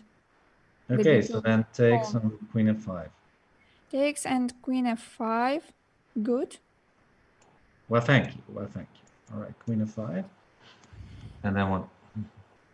Now let's think. Maybe Let's knight c4. think. Knight No. c4, bishop c4. No, let's keep this knight on b6. It's protecting the d5 pawn. And g5 is also under attack. Not so okay, easy. I can suggest something boring like queen f4, but you won't like it so much. It's not so entertaining. Yeah. It's not so entertaining, but sometimes moves like these are the best choices because you can safely play for the extra pawn that you've got. I mean, But then it's better to play queen f6. It's a safer way, not to that's true. Queen f6 structure. Yeah, just trading the queens and then going for an endgame with extra pawn. Doesn't look bad. Maybe not the best, but not the worst. Not the best, but not the worst either. Yeah, I agree. I think black is just a bit better, but let's see. Why is white thinking so much about queen takes h7? Is there something better in the position, you think, or is he trying to figure out how to deal with queen f6? I don't see anything better. No. Right. Let me try to find something interesting once again. Draw. What? Well, that explains everything. White got a draw offer, and that's why he was thinking. Okay, but that was a lucky draw offer, I think, because black isn't in a risk. Okay, it may look dangerous because, yeah, queen h7, king f8, but I like black's position. The bishop on d7 is like a rock protecting everything. Yeah, I think so too. I think black could safely have played this on for a win. But okay, yeah, not everybody agrees. Okay, what's this? This looks, we've seen this game before. Matthew Wadsworth versus Lucas Coro. And now we've got this position on the board. So a lot of progress there. Queen g5 played at the moment, threatening queen takes h5. But it's progress for white, not a progress for black. It seems like black is under, white is under pressure, yeah? But on the other hand, after queen f7, 96, looks okay for black. I don't see an entrance point for white so far. Some ideas was h3, but do we have time for that? Queen h7, queen f7, h3, knight e6. Even queen h. Queen h4, maybe we can't play because bishop e4, d takes e4, bishop f6, trapping the queen. Yep. If we had time to play queen h4, it would have been really nice, but maybe we don't have this time. Maybe it's queen e3, but then taking here probably. Oh, yeah. Maybe queen e3, but then taking here probably. That rhymed again. Okay. So proud. Let's go move on to. Well, actually, so after queen f7, h3. If h3 doesn't work, who do you think is better then? Let's say I play something like bishop c3. Normal. I guess 96. Queen goes. Maybe it's just to play queen e3 immediately. Queen e3, knight e6, and maybe even f3. And it's about equal, more or less. Yeah, not so much going on, yeah. Yep. Right, let's move on then. We are now at this game. Let's see how... Wait a sec. I want to go to a certain game. This. Oh, wow. I think you have a feeling who I'm checking. Oh, how Ivanka? How did she play? Yeah, exactly. So queen d4. Oh, this actually came on the board. Wait, what? Great. How did black survive? Black is still playing. Black is still playing. Whoa. Oh my gosh. What queen h7. Oh, yeah. There and you bishop go. g5, just taking everything. Oh, it's so painful. Oh. Wow. It's just smashing. Yeah, that's too much. That's way too much. Oh, but black is still playing. Okay, like that she has got fighter spirit at least. But yeah, this is completely over, of course. White is clearly winning. There you go, Oh, resignation. White eventually won the game. Yeah, Jovanka winning the game. So let's see how her countrymen are doing. Let's see how Mickey Adams is doing. We left around here, and now we are here. Hmm. That's the difference. Is Um, White still pushing here? this position is actually a very interesting one because it's not that very clear. Okay, we have a good knight on c4. Now it's on e3. There are some weaknesses for black, like weakness on c6. But white also has some weaknesses, like on h4. This pawn may be attacked by playing bishop e1, or rook b6, attacking the pawn on b3. I believe white is a bit better, but it's not so easy to convert this Yeah, I advantage. agree. Maybe what you want to do is something like knight f5 and rook g2, rook g7 to try and get into the black position. But black can then play rook a7. It's basically whenever this rook moves away from the c file, this rook moves away from the a6 square. So yeah, I agree. It's very hard to convert. Not much going on. Otherwise, just I think White's going to push this until the end of time, basically. Literally, actually. Yeah. What about the other players from England? Yeah, let's take a look. David Howell with black playing against Francisco Javier. But David is doing good. I think can't black just take this pawn? Ah, okay, wait, you've got rook takes c8. Yeah. Hmm. Maybe taken Therefore, through, yeah, and now and now take perhaps, yeah. Yeah, it looks good. I think it's possible. Maybe e5 at some point, but I think you can take that pawn. okay, if you can take, you should take. David took the pawn, so I was thinking maybe white can be really adventurous, like this. Only moves. Ah, but darn it, it's not a mate. we need the pawn from h7 moving to g6, and then it was a nice combination because the king wouldn't have a Yeah, place. you're always open for stuff like this, but unfortunately, David calculates everything correctly, and therefore, yeah, you know that what he's doing is just correct. So bishop c7 played. Well, black is clearly in the driving seat. Yeah, I mean, rook c8. Actually, also white is very low on time. He is on increment, actually. Bishop d6. Okay, knight Yeah, d5. white is defending well. Pawn down, of course, but still symmetrical position.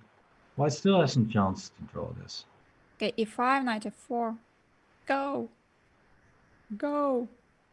Oh, thank you, e5. Oh, Thanks for thank you. e5. placing the queen on d4. All right. After e5, what about queen c5? Uh, Would you hmm. trade? Hmm. I'd prefer to keep the queens on the board, but I'm struggling to find a good place for the queen. Maybe just okay. Queen e6, queen d6. You are going to chase my queen, yes? Yeah, I want to, of course, but yeah, but you do have a lot of squares to go to. Queen d7, queen d6, queen a4. Maybe That's queen okay. f5. Maybe queen f5 indeed. Also pretty good. Now black is just going to milk this until yeah, just try and convert this for a win simply. All right. Yeah, black will try to win this game. Yeah. Mickey Yeah. Adams we saw. Who Let me else is check. playing? Yeah, Ivanka won. I think every game is finished then, besides this one and Mickey's game. Okay, so some progress. White has a knight on g3 now, and black played c4. Black played c4 on the previous move. knight f5, bishop c5, or bishop f8, or No. I Bishop don't know. c5, rook a6, I suppose. King f7. It's looking very bad, isn't it, for black? But how would you continue? Sure, you still did not take this pawn. Not so clear yet. Some technical problems. Some technical problems. All right, I've had enough. Let's go for something wacky, something crazy. Let's see if I can find something. This looks a bit wacky. I mean, there you go. Wow. Ecuador versus Scotland, it seems. Oh, sorry, Colombia versus Scotland. And white is trying to mate, but black has a good knight on f5, protecting a lot of stuff. King g6 would mean no mate. I'm a bit afraid that if white keeps on, playing for a win, they may actually lose this game. Well, I think the black should for sure go and play for a win here. Too many pawns, like these pawns. This pawn is gonna run quickly, and also grabbing another pawn, queen takes d5 in one of the next moves. And yeah, if queen g8 is not really a threat if you play something like king g6, but Will yeah, black take the draw? But I don't think it's like a good idea. Maybe don't queen take the d3. draw. Don't take the draw. You Yeah, win. just queen d2. Queen d2. If Yes. yeah, nice. If king a3, then just queen e3. Yeah. Let's go. Let's go. Try the queens. Or first Let's queen go d3. for Maybe queen queen and d3. country. No. No. So sad. All right. Yeah, queen e3 would have been very good, and then yeah, queens need to be traded. I guess you can go back, but you just take and play f3, I suppose. But you have 1, 2, 3, 4 pawns. Yeah, I just run with this guy. Crazy. You've got so many pawns, yeah. This should be winning for black. I mean, white does not have anything active at the moment yet. You can just push these pawns over the board and just Yeah, claim. okay. Or knight And you win. e3, trying to take one more pawn. I mean, you will never lose this position, so white accept the draw. Well, actually, if no, it doesn't matter anymore. I'm checking on the left side of the board, everybody, where you can see the current results, the updated results. So as we can see already 1 or 2 clear result. Ecuador winning against Montenegro and Hungary winning against Mexico already. Not all the boards have been finished, but yeah, those 2 matches are already decided. So let's see which games are still going on. We've got 1, 2, there are 4 games going on. And Colombia already won, because if it's 3-0 and it was a draw right now. Oh, so maybe the woman from Colombia, she wanted just to, fix the result. So she accepted this perpetual just for her team to win the match. Maybe it was not like a bad decision, because, anything can happen. You may lose internet connection. You may make some mouse slip. So better to secure the match. Exactly.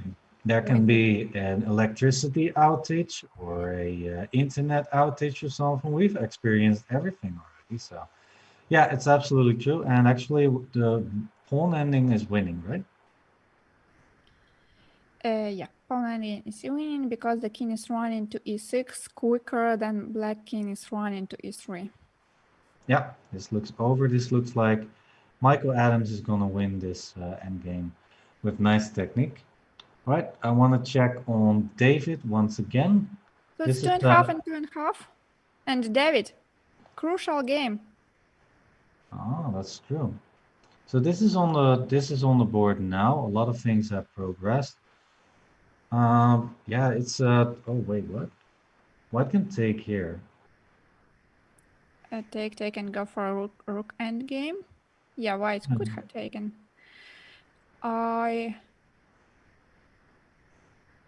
Well, is it closer to a win or closer to a draw? With the precise play, I believe it's closer to a draw, especially if white took on c4 and went for a rook endgame. But in this game, I don't know. With Yeah. 17 seconds left, just rook d6. Okay, so no rook trades. I think that's smart. Yeah, white is just being kind of annoying at the moment for black, but Knight g7. yeah, just trying to repeat moves. There's actually a nice idea in the position. Knight f3, rook a1, and then mate. So white needs to be very careful about that. Yeah, there you go. Knight f3, threatening rook a1. I think rook c1 is more or less the only move here. I believe that even if rook g7, king h6, rook f7, black can still play rook a1. Here rook f7 and then still rook a1. Yeah, I agree, because if you take, the king goes and rook g1 is still a threat. I think actually that white is going on there after this. King f1, rook a1, now But just now, king e4 or e4? I guess e4, yeah. And there's a knight mating there. losing for white. No, white had to trade the knights for sure. For sure. Yeah, if the knights get traded, bigger drawing chances because it's a rook ending. But after e4, yeah, rook mating that. E4. Some stalemate ideas? No. You wish. I don't think so. Yeah, I wanted to make a stalemate of this kind, something like knight d6, king e5, knight e4, king e4. Oh, black won the game. So important win for David Howell, who brought a very important point for England team. But the line I wanted to show is that, yeah, okay. I'm sorry. Yeah, come on. Yeah. I'm sorry. I was checking something. Yeah, No, let's it go. was somewhere in the very end. This position? No. Let's go to the very end.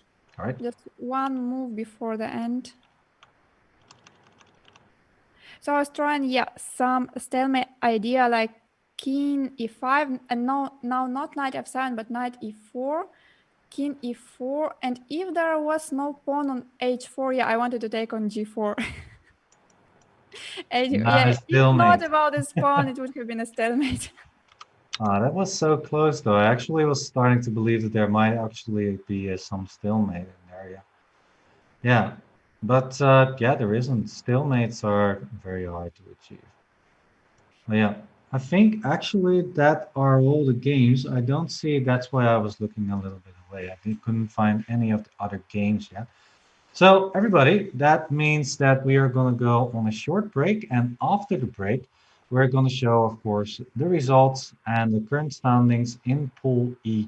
We'll be back with you shortly in a few minutes. See you soon.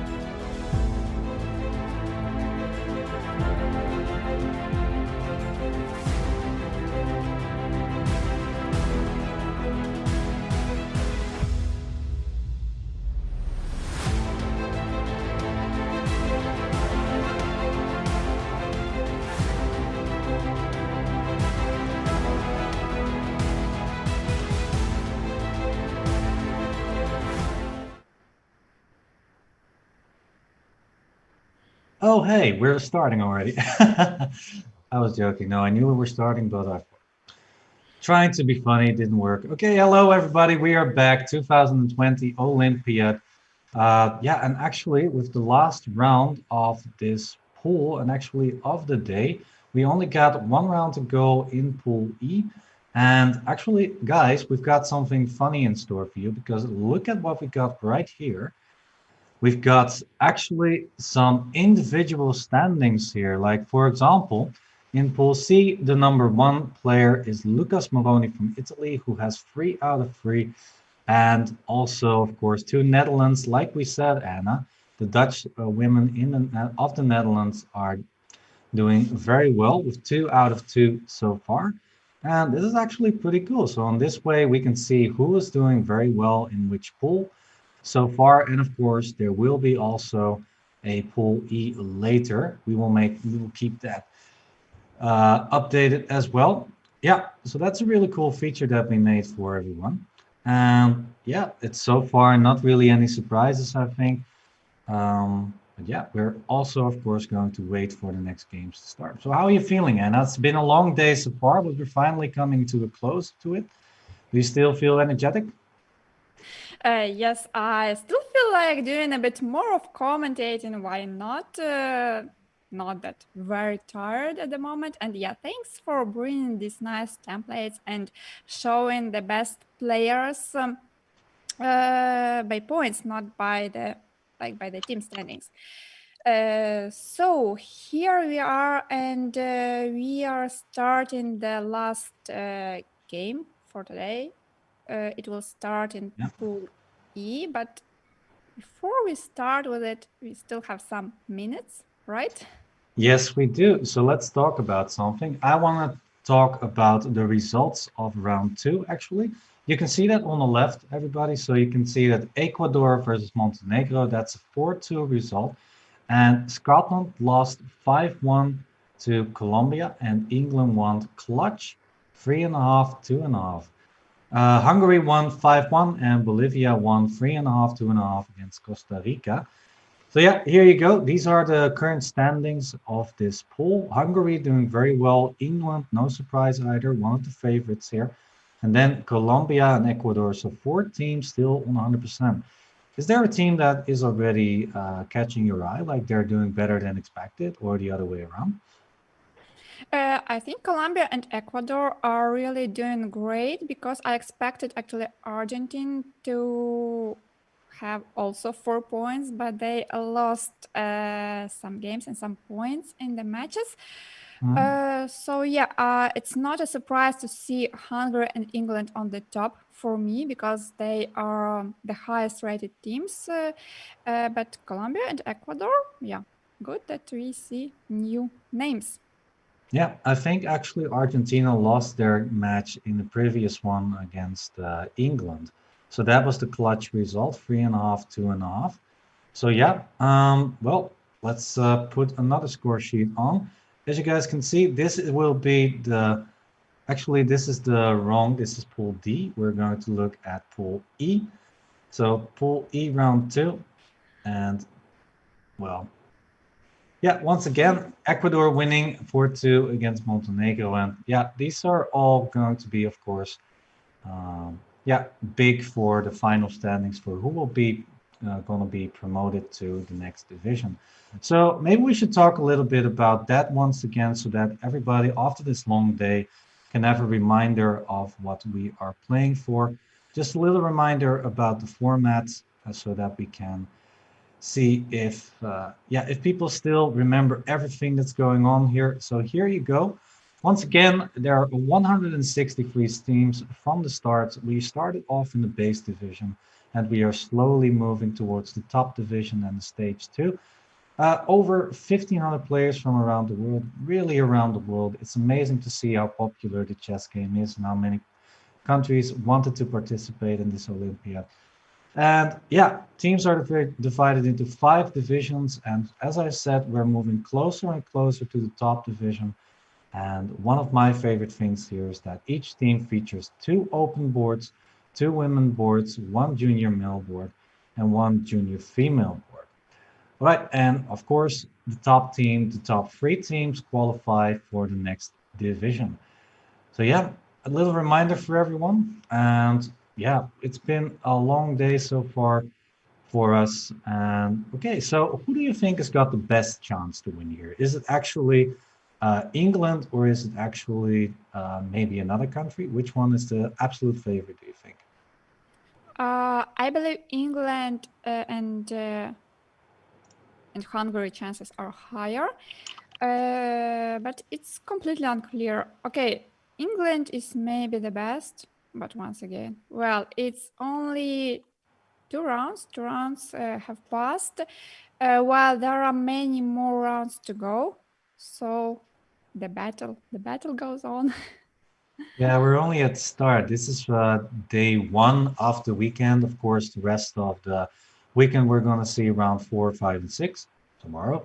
And on Sunday, we're going to see round seven, eight, and nine on Sunday, on my birthday, by the way. Yeah. All right. So let's see if there are already some games. Let's take a look. So actually, there are some games, but they are only starting right now. And actually, I need to click some things away. Let me do that first. A long list.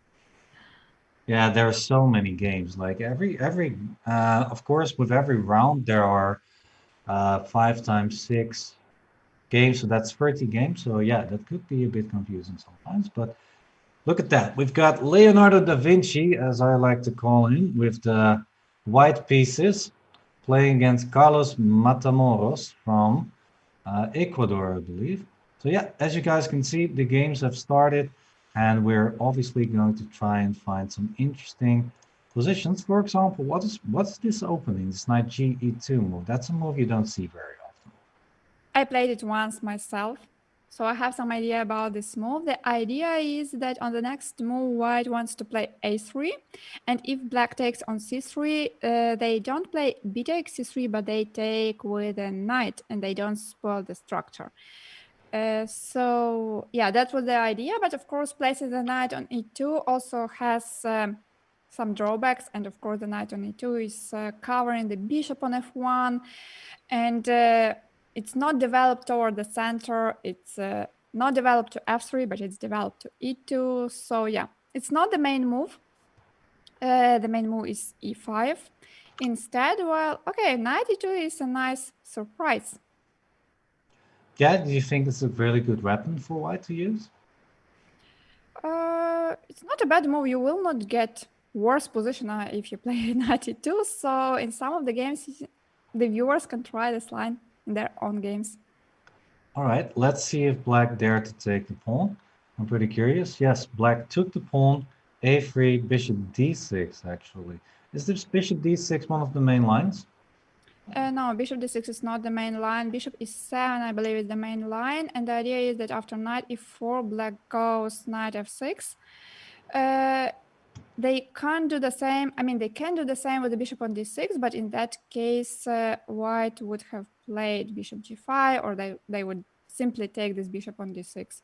So bringing the bishop to e7 was a bit better, in my opinion.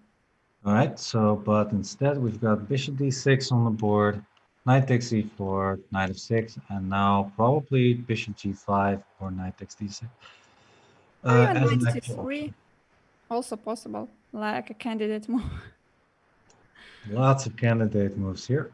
All right, so let me find every game possible in this match. Actually, an interesting match would maybe be Argentina versus Hungary, two of the Ooh, favorites, I yeah, think. let's go. All right, let's see if I can find it quickly. That rhymed again. Here you are. Actually, you were in one of the games from that match, but maybe we should start from board one.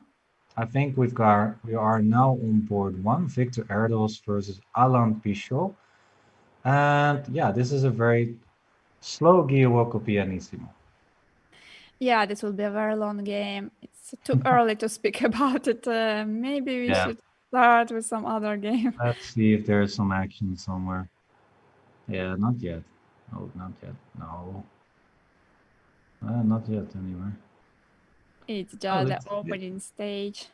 it's a very quiet start. No car crashes yet. It's just making some moves. Just well, yeah. This is the opening. This is also the opening. Yeah, that's the opening. This one is already slightly further progressed.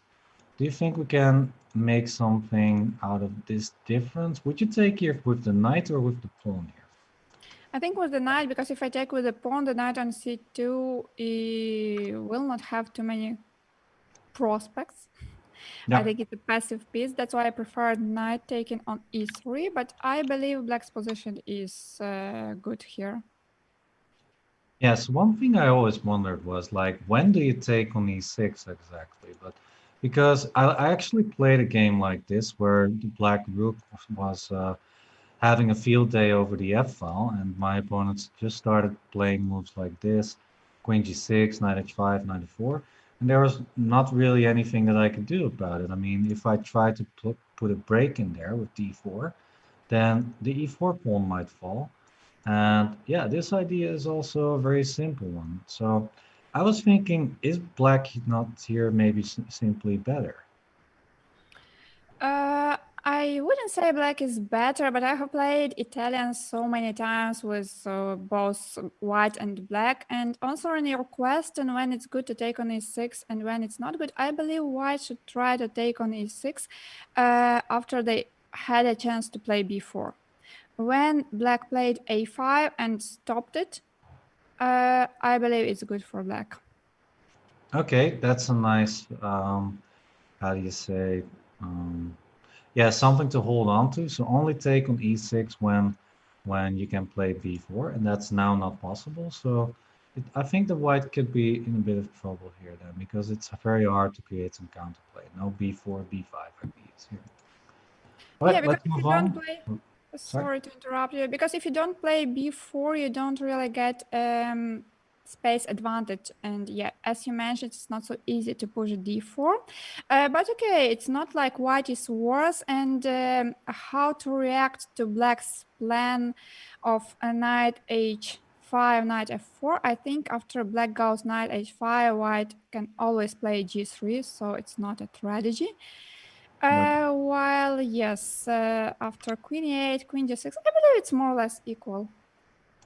Okay, queen. Yeah, that's a good point, by the way. Knight h5 is met by g3.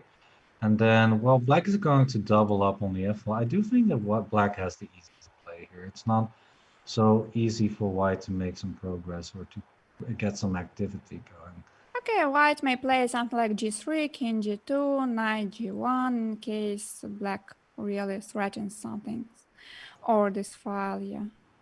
Or knight h4, there was also an option. Yeah, that's true. All right.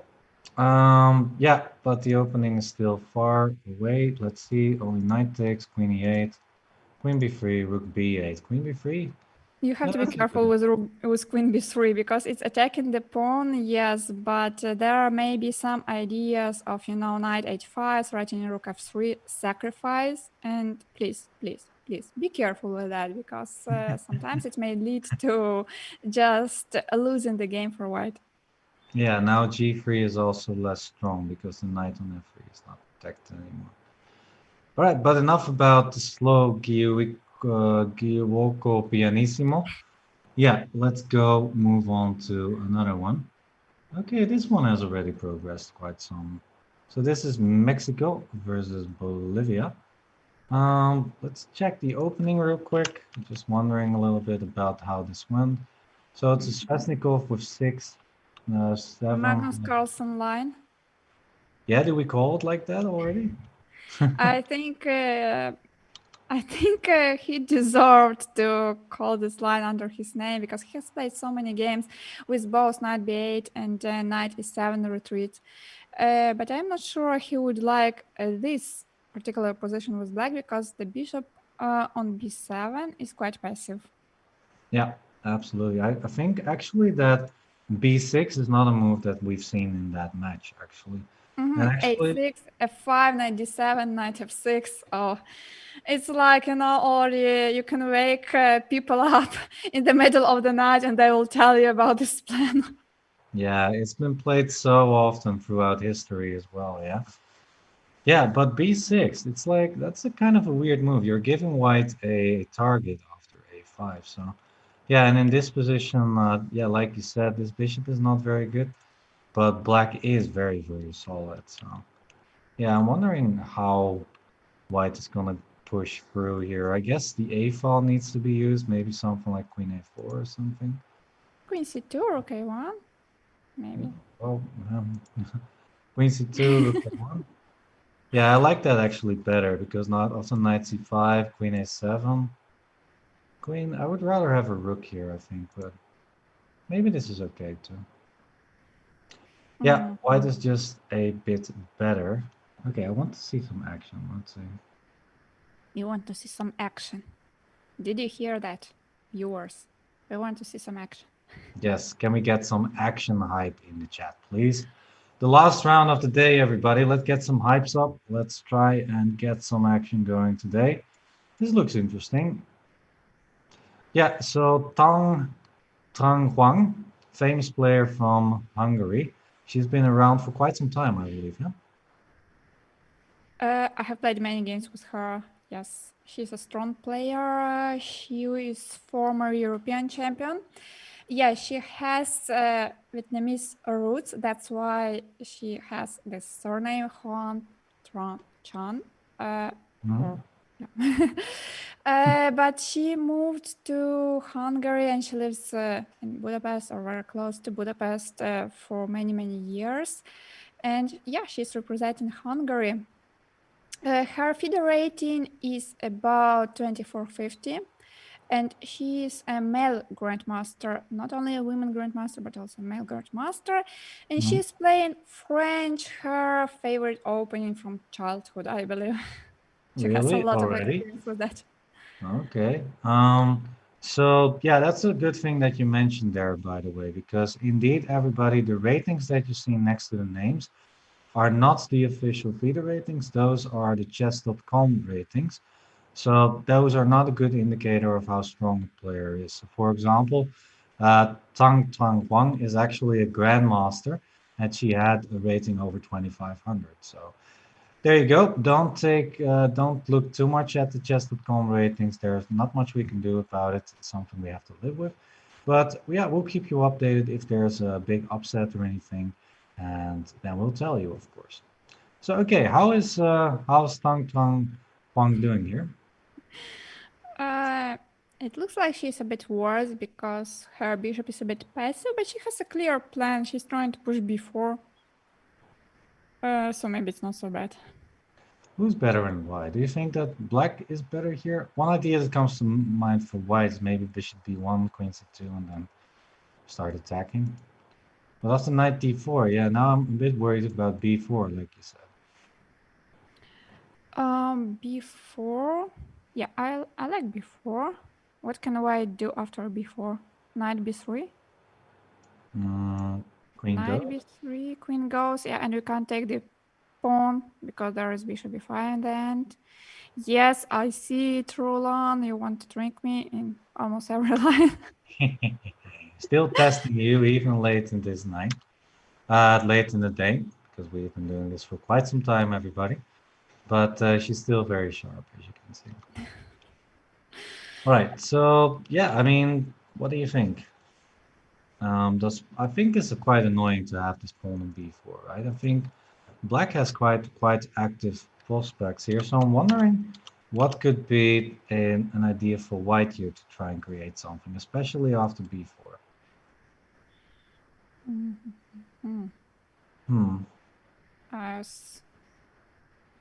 I'm still thinking about knight b3, queen b6, and maybe something like rook c1.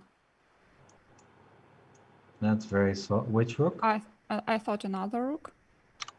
Oh, at your service. There you go. Okay, Maybe it's not the best. I'm gonna play something like a5. a5, that looks good. So, except knight b3, what are the other options?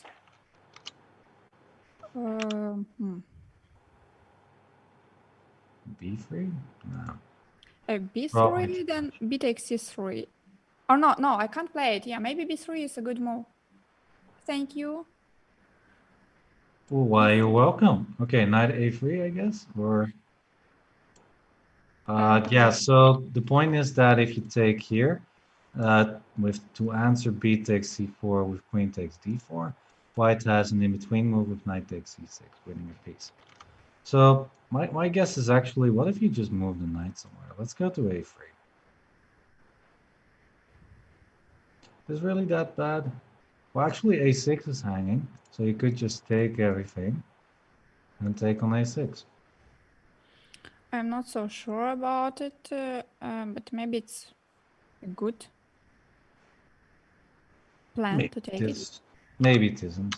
Yeah, I think b3 is an interesting idea, but it's also very scary because the d4 knight will not be supported by c3, not c3 pawn anymore. So this, yeah, this is a really scary move to play. You No, need what to about this works. what about one more idea? What if I go f5? Just, All just right, something crazy. let's say a B take. takes c3, B takes c3. All right, let's say rook b2. Rook b2.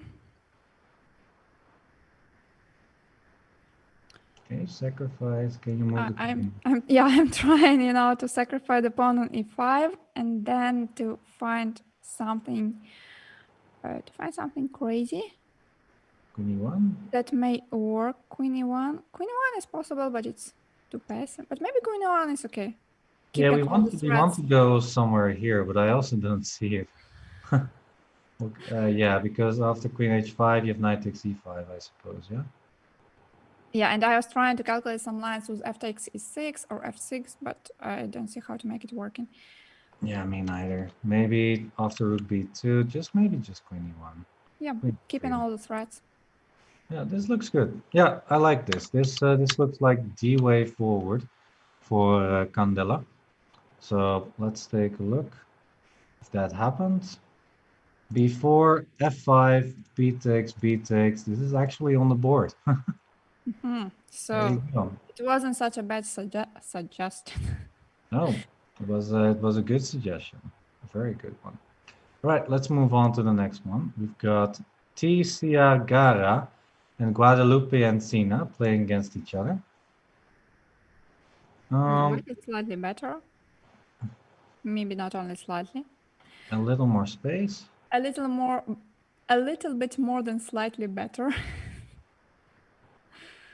Do you want to try to push it for now? No, I said white is slightly better, but then I realized it's a little bit more than slightly better. So then I said white is a little bit more than slightly better. A little bit more than slightly better. I was searching for that word actually. Like, what could be the next step of being slightly better, I guess just better, but you could also like very slightly better. No, that's not correct. A lot more slightly better. Yeah. Okay. Yeah, f4, for example, is now, yeah, just f4, f5 at some point should be very good. Do you agree? I think that's usually the plan that you play here, yeah? In these Maroczy type of positions. Not bad. All right, I'm going to try and find something exciting again. Hey, what's this? I told you about the sacrifice, right? You remember? Yes, you told me. Yeah, so yeah, now white is in a bit of trouble. Black can play queen h5, take here, mate on mate 3. That's fantastic. I love this plan. So after d5, how can we implement that plan without too many losses in our camp?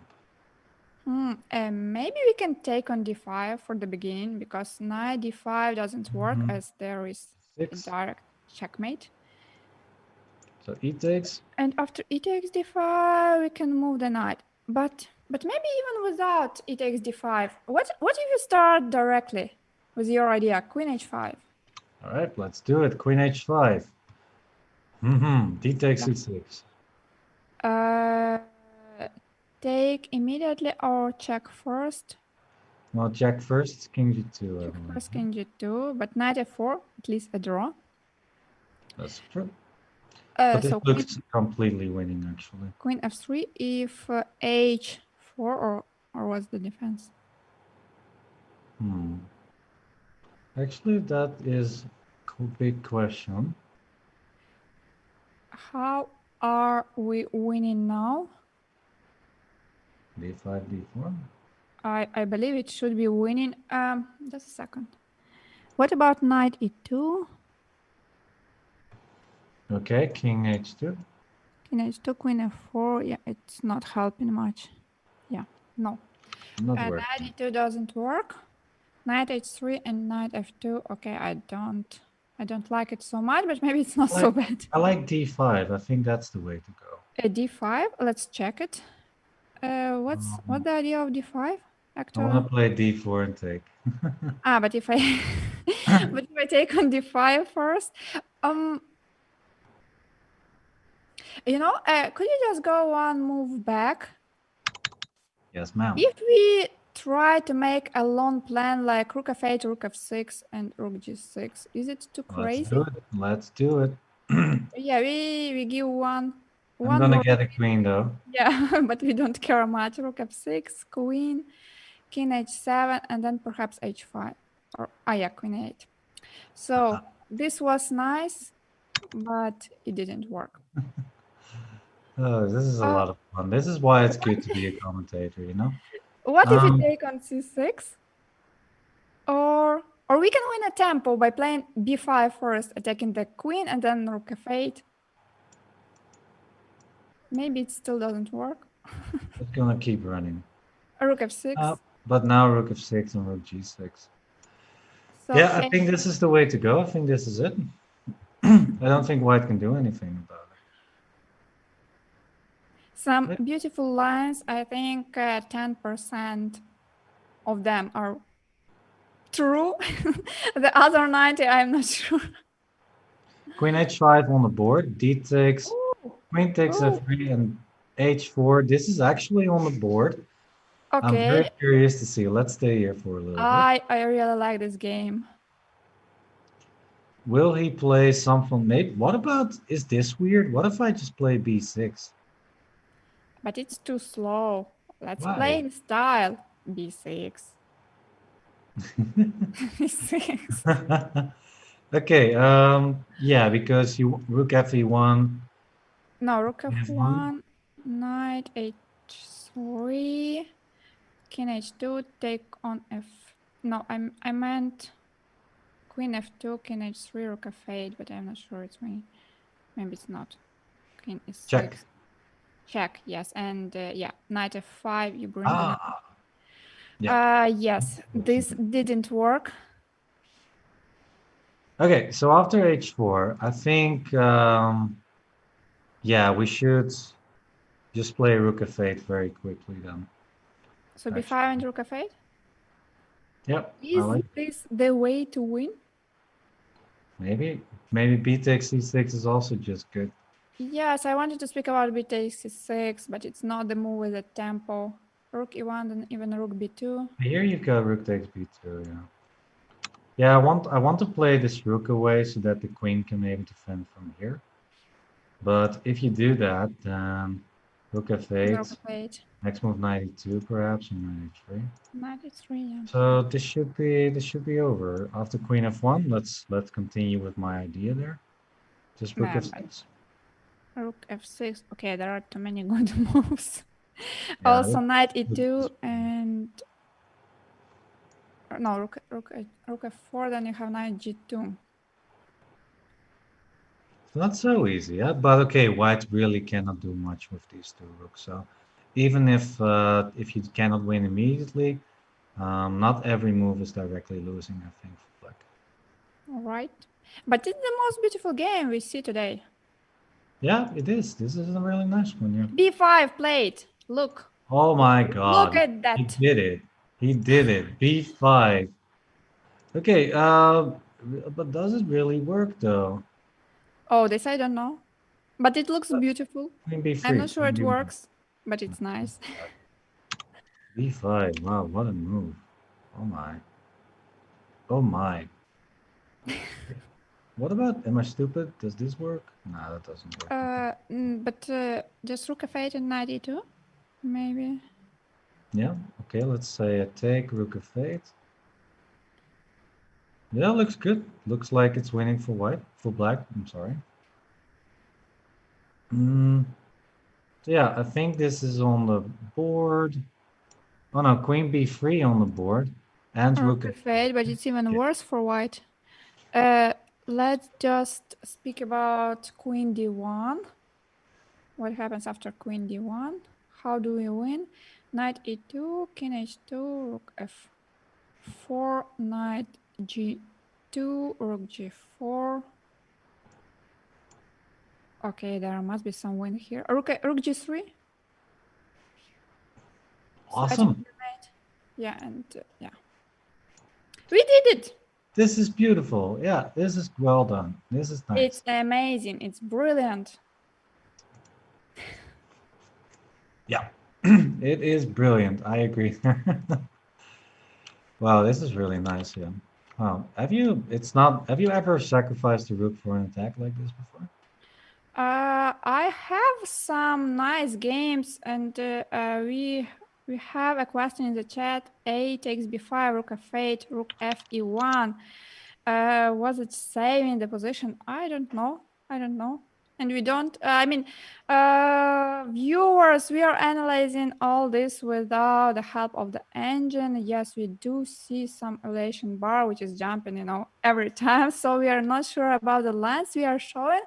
But I think we are showing some cute lines. So rook f8 At the very least, yeah. I mean, the bar list. so what is this? I mean, I want to check here.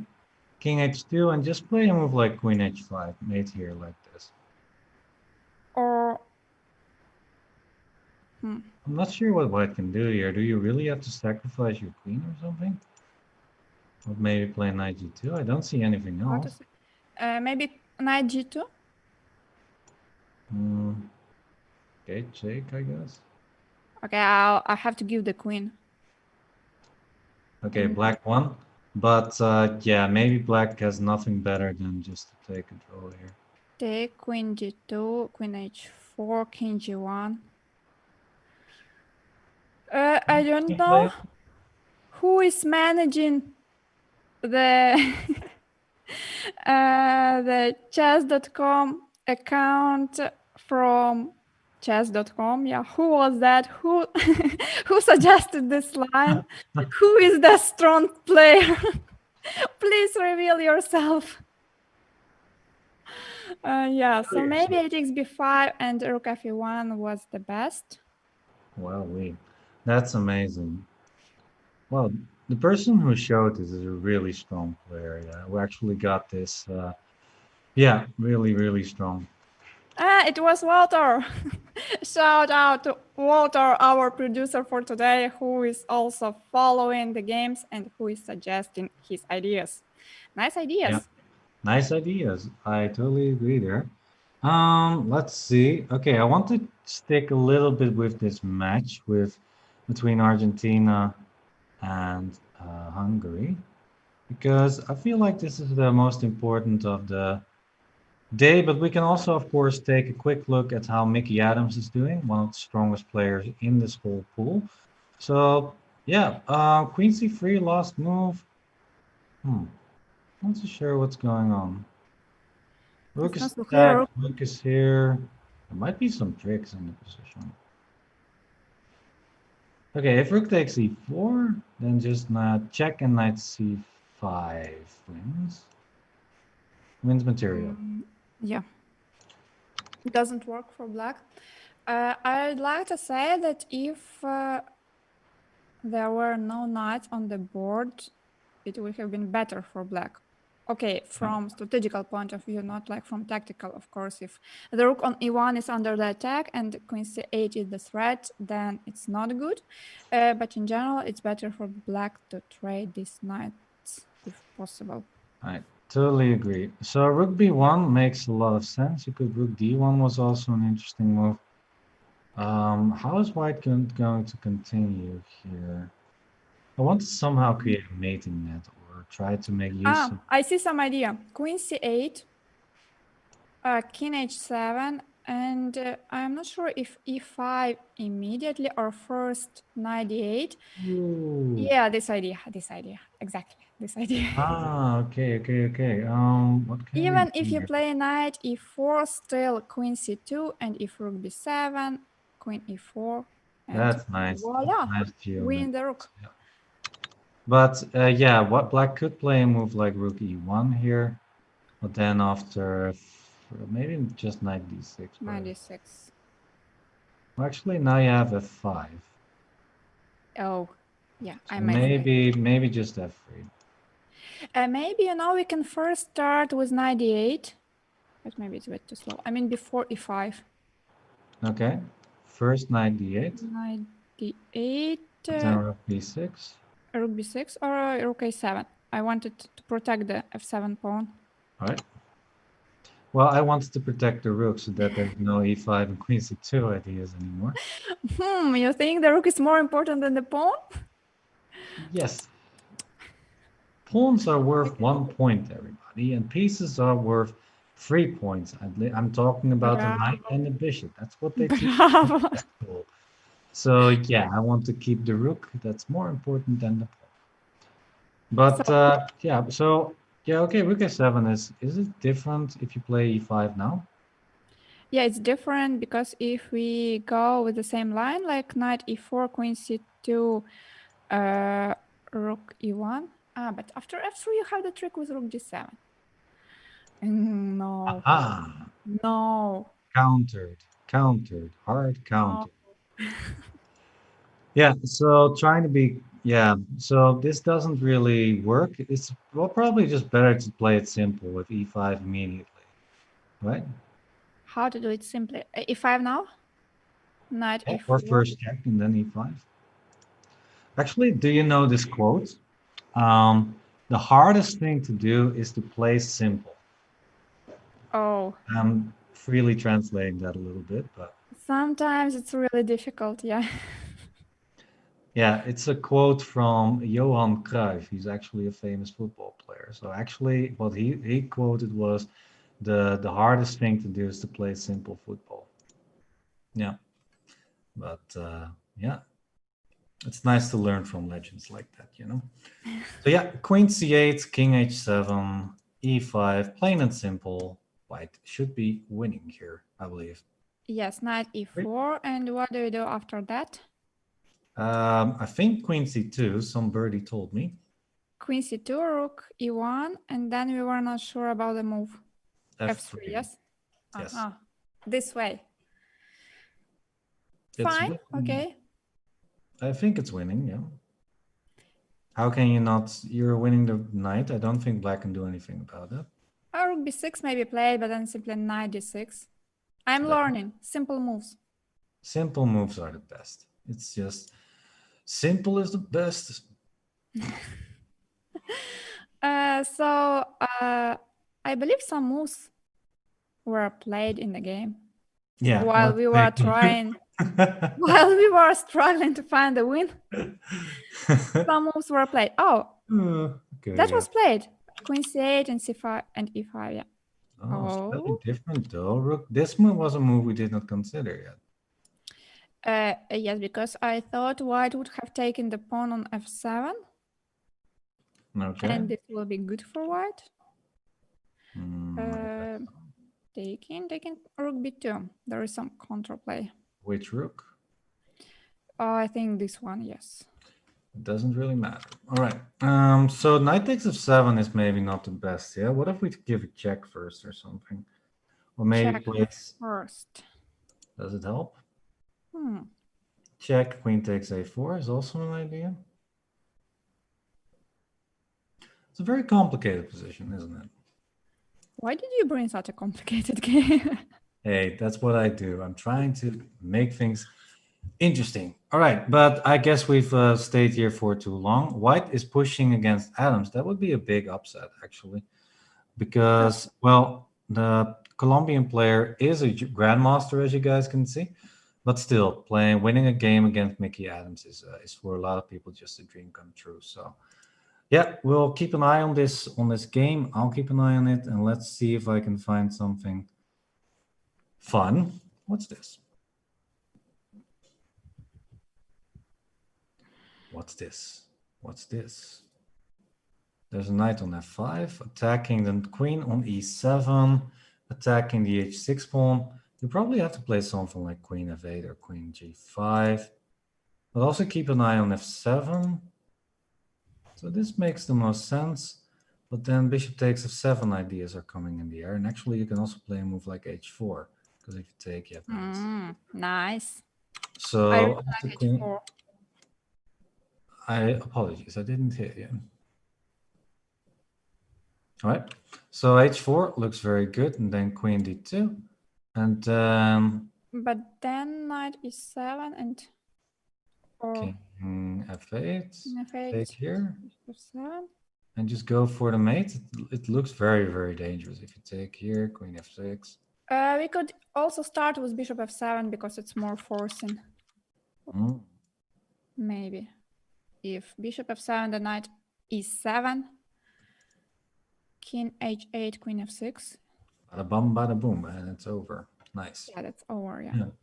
Yeah, so that's a nice attacking game from Candela with the white pieces here. If that is all, actually, because after knight f5, queen g5 is played, h4 is played, and black played knight e5 there. They're really trying here. I'm not sure how to evaluate this. I want to move the queen. I think I just want to go here. And I'm a little bit scared of a move like bishop c6. Don't be scared. A takes g5. I'm not sure it's the best. Yeah, I don't think this works, actually. And knight e5, nice trick by Juan Tronchan. Nice intermediate move, but I think it looks very, very good for the drawing margin here. King g6, you take here, you take here, you take here. Isn't black playing for a win now, actually? Yeah, maybe now black will start playing for a win. So yeah, white had to keep the queens on the board. I don't know with which move, queen d5 or queen h3, or maybe even something else. But white shouldn't have traded the queens. Yeah, not h takes g5, knight takes f3. It doesn't work for white now. So what else then? Queen goes, I guess here, yeah? Let's try to take it, yeah. Why not? All right, so I was afraid a little bit of bishop c6. You told me not to be afraid. Tell me why. There are many reasons. Maybe bishop f7 or simply queen takes c6, but maybe bishop f7. All right, what happens after knight takes? I take your bishop. And that's over. All right, so bishop takes, king goes somewhere. Could you please specify? Yeah. Yeah, I'm gonna go here, but then you have queen takes e5. Okay, so I'm gonna go to h7. Well, it looks winning with every move, but maybe. Oh, yeah, just take nice. And bishop d5, the easiest way. Oh, that's also true. Did you need g6? Maybe just bishop takes d5 and white is a piece up. Yeah, I think you're right. Yeah, so white missed the win there, it seems. So let's take a look at what the position is now, because I'm interested if black suddenly is going to play for a win.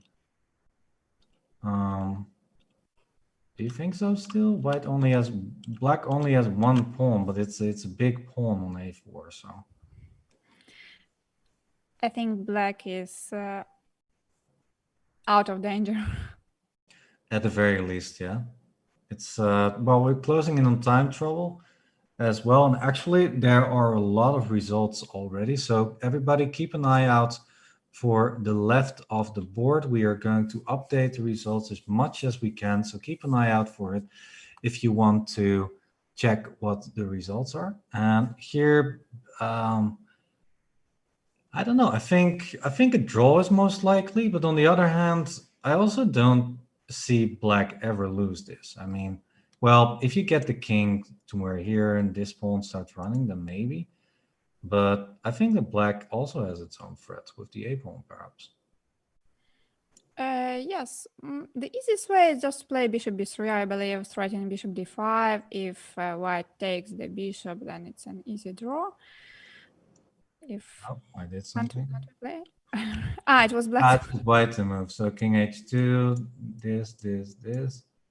You can obviously not take because then the pawn will promote. So rook b6, b2, and this is Maybe an not easy. b2, maybe just rook b2, rook b1, b2, and rook c1. Yeah, also good. I was thinking b2 and maybe rook a3. Yeah, maybe But also. it's the same. Yeah, and then this pawn is not enough for a win here. So this should be definitely a draw. All right, that's the easiest way. I agree. White does not have to take, but otherwise, you're gonna maybe play something like this. Yeah, all right, move on. Let's see if we can find something really interesting still. A lot of rook endings, by the way. Oh, our favorite theme, rook endings. Yeah, what do you think about this one? Harriet Hunt versus Melissa Castrillon. White is pushing for a win. Nice move, d7. If rook takes g6, then it would have promoted. But yeah, with the rook behind the pawn, it should be more or less clear that this is winning for white, yeah? Maybe just play. How to make it work? I don't like king g3. I prefer king g1. King g1, okay. And if I play king e2? And then I just go with g4. Okay, takes, e3. g5. King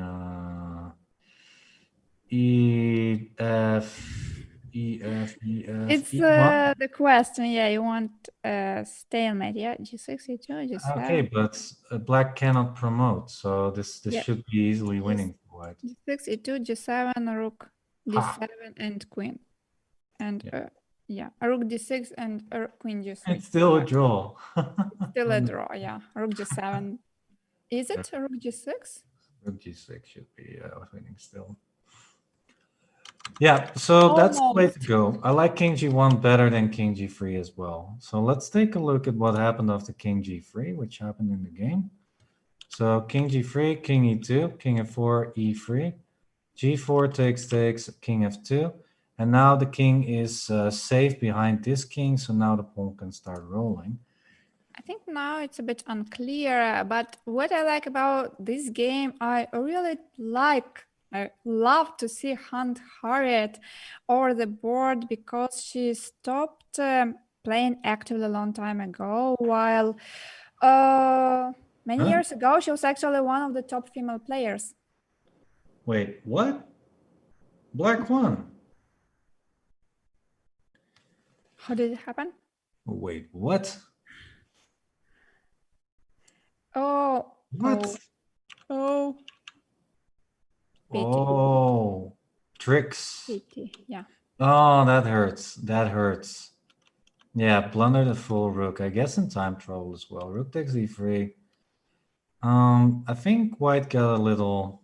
I think what did white need to do here to make But it? it's not so easy. I think it was just a wrong plan to bring the king to f4 because it's difficult to play now.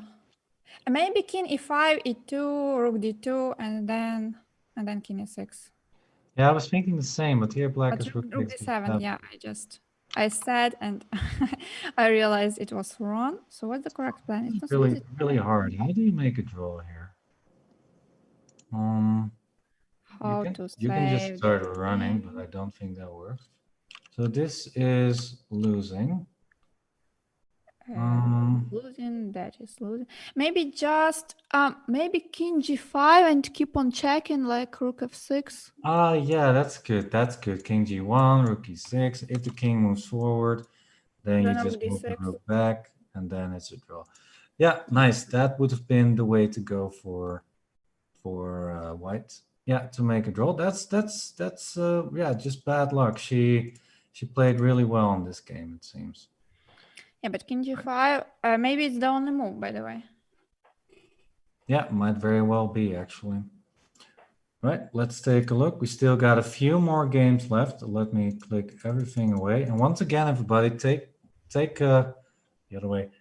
Take a look on the left where you can see the score still, if you're interested in the results. Yeah, I think this is there are two games left. This is one, and this is one, but this one is a clear draw, I believe. Yeah, with the H pawn, black can never push the king out of the white can never get the king out of the corner, so this should be an easy draw. So I'm going to move on to this one. Yeah, does anybody have winning chances here? Yeah, if we check the results, we see that Hungary and England won their matches. So, all right. Yeah, there were some upsetting games, but the matches are won. So, well done. Yeah. Hungary winning the big match also against Argentina. So that is huge for the standings. And England winning Colombia also with close margin, by the way. Yeah, it's good to know that Harriet Hunt's loss wasn't a big deal because they still won the match, actually. True. All right. So this is the last game, except for that rook ending that we've just got. And otherwise, it'll be just... Actually, the Scotland team also has a result, I believe. As far as I can see, it's already decided 3.5, 1.5 for Scotland. And yeah, do you think that anybody has any winning chances here in this position? If we are speaking about some winning chances, then only white can have some winning chances. I don't believe black can have some winning chances. Yeah. But to be honest, it's very close to a draw. Yeah, I mean, the king cannot even come over like this at some point because the bishop is covering these squares. B4 would be a counter intuitive move. So I'm actually thinking that this will be a repetition at some point where they agree to a draw. That's my guess. And actually, all the results are more or less in. I don't think we've got any matches that need to be decided anymore. And oh yeah, the rook ending that we've just got ended in a draw. So there you go, big surprise. And then this is the only game left. The last game of today, everybody. The last game that you'll see today. Yes, maybe people are already a bit tired of watching all these games because the stream is already quite long. For all the people who were here at the start, it's amazing that you're still watching. Thank you for watching and supporting us in our endeavor to keep you guys entertained with all these games. All right, actually, I'm gonna say let's go to a quick break because afterwards we're of course going to update you with all the standings, with all the results, but we also have once again a little surprise for you guys. So don't go anywhere. We will be back in a few minutes. I am looking forward for a new surprise. So many surprises over the day. Stay tuned. Surprise is coming.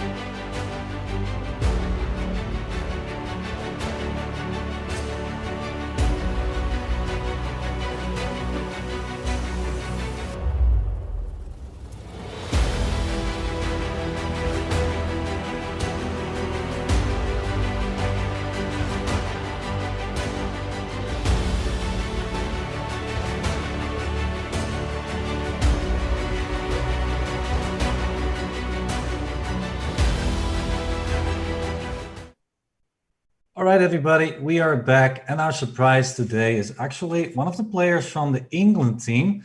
Welcome, Jovanka. How are you feeling about today?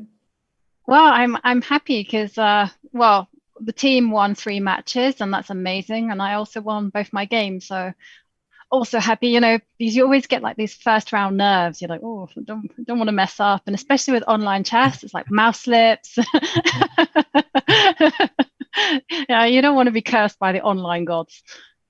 No, Yeah, absolutely not, of course. No. great. Yeah. So what do you think about the chances of the England team in this pool? Do you think you have a good chance to qualify? Yeah, I mean, we really pulled it out of the bag actually in terms of selection. We have all our strongest players playing. Also in terms of the women as well. Harriet's come back, which I'm so happy about. You know, it's been a long time without her on the side, and she's a great player. And Dagna is there, and Kata. So yeah, I really think that we have some great chances. Once we get used to it, I think that's the thing. You know, you just have to get used to playing online chess and this time control.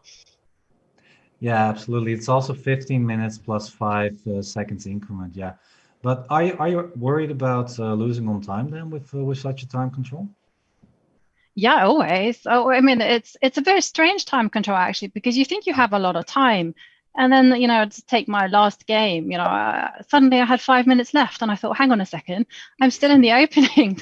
She has 10 minutes, and then she had a long thing as well. And I'm sure she just suddenly went, oh, well, 4 minutes left. So it's a very, it's not quite rapid like with the 25 minutes plus 5 minutes, but you know, it's a weird hybrid.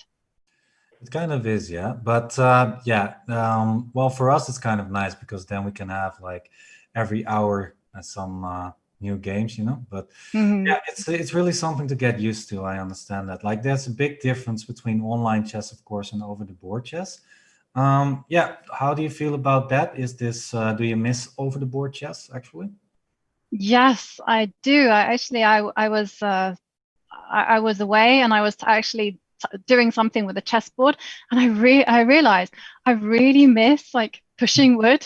It was just unbelievable. It's just a strange sensation, you know, because everything, you know, at home is online. You know, when you study chess, it's always online, and so that board, and you know, and there's nothing quite like a tournament board as well, because they've really upped their game in terms of quality. It has a different feeling to it. Yeah, I totally understand that. Yeah.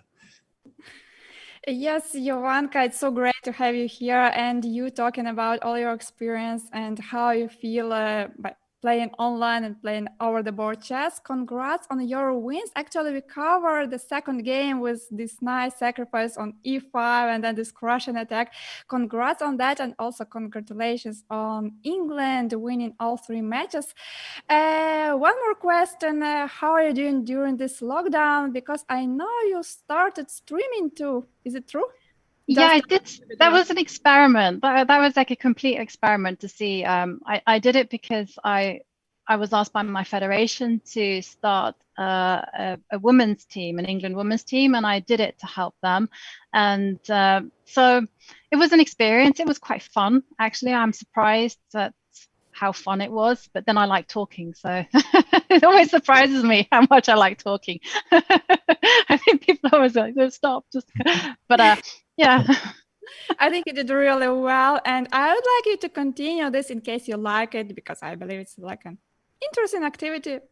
Yeah, I mean, I watch your streams as well on occasion, and it's a lot of fun. You know, it's a bit strange to begin with, with interacting with sentences rather than people, but you know, you get used to it, and yeah, it is a lot of fun. Oh, thanks. Thanks. We may think about making some co-streams in the future, so yeah. Definitely, yeah. Well, you've seen it first here, everybody. These two are gonna do a co-stream together. You know, Jovanka, you are the first woman, I think, because before only men were interviewed. So I was advocating, you know, to bring the women to the interviews, and here we are. Ah, okay. Well, yeah. You get to see my wallpaper. I'm sure you've seen many white rooms. I haven't seen this one. Yeah, about that actually, I want to ask you about the format of the tournament. Do you like how it's arranged right now, the team construction? To be honest, it's a little confusing. I mean, the whole organization for a player, it's very confusing because like normally in Olympiad, it's like, you know, this one game per day and it's very structured. Here, it's like the pairings don't come out until 10 minutes before. I mean, it was really uncertain what dates we were going to play. I mean, that's a bit odd. And then you have these pools and everything. It takes some getting used to. So, yeah. Well, that's going to be it for this interview. So we want to, of course, thank you very much for coming online and sharing your thoughts on the tournament, Jovanka. And of course, yeah, we wish you all the best for the future rounds. Yeah, we're definitely going to follow your games anyway. So. Oh. Jovanka, good luck to you and good luck to England team. We are rooted for you and we wish you all the best. Thanks for coming. Thanks for taking your time. And see you tomorrow. Yeah, see you tomorrow. Next games.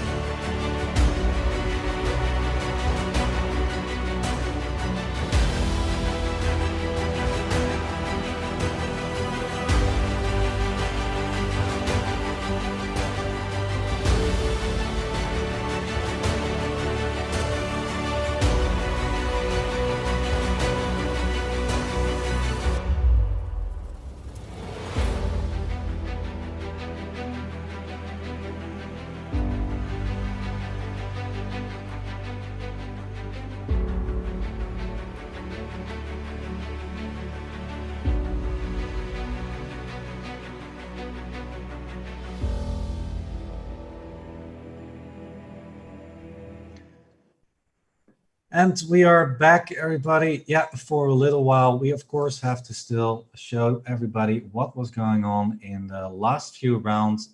Actually, the last few rounds. Not the last few rounds, the last round in Pool E. Wow, this has been a long day for me. I'm already stuttering with words. But there you go. In round 3 of Pool E, these are the final results. As you can see on the left, you can see Costa Rica losing 1.5, 4.5 against Ecuador.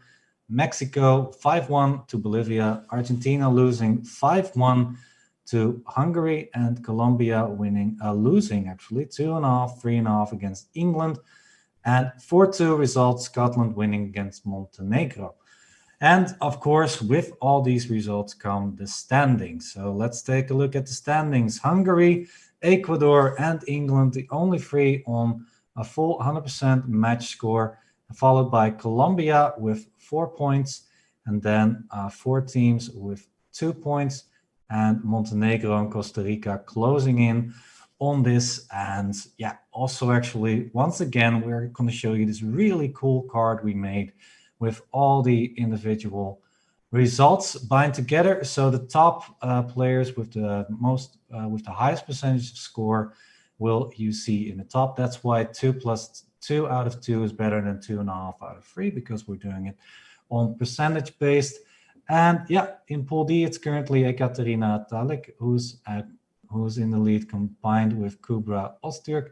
And in Pool E, it's Elizabeth Toro Castan, I believe, and Marta Fierro Bas. I cannot read the rest of the names, unfortunately. It's a bit too long.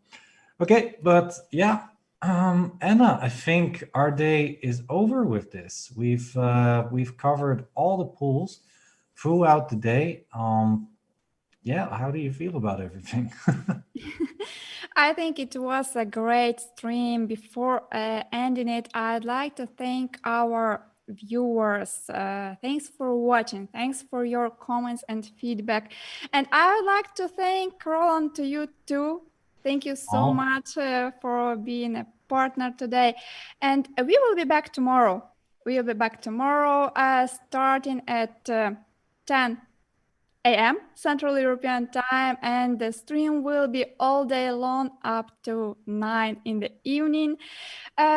So yeah, same time, same place. See you there and enjoy chess. Yeah, everybody. See you tomorrow again and have a good night.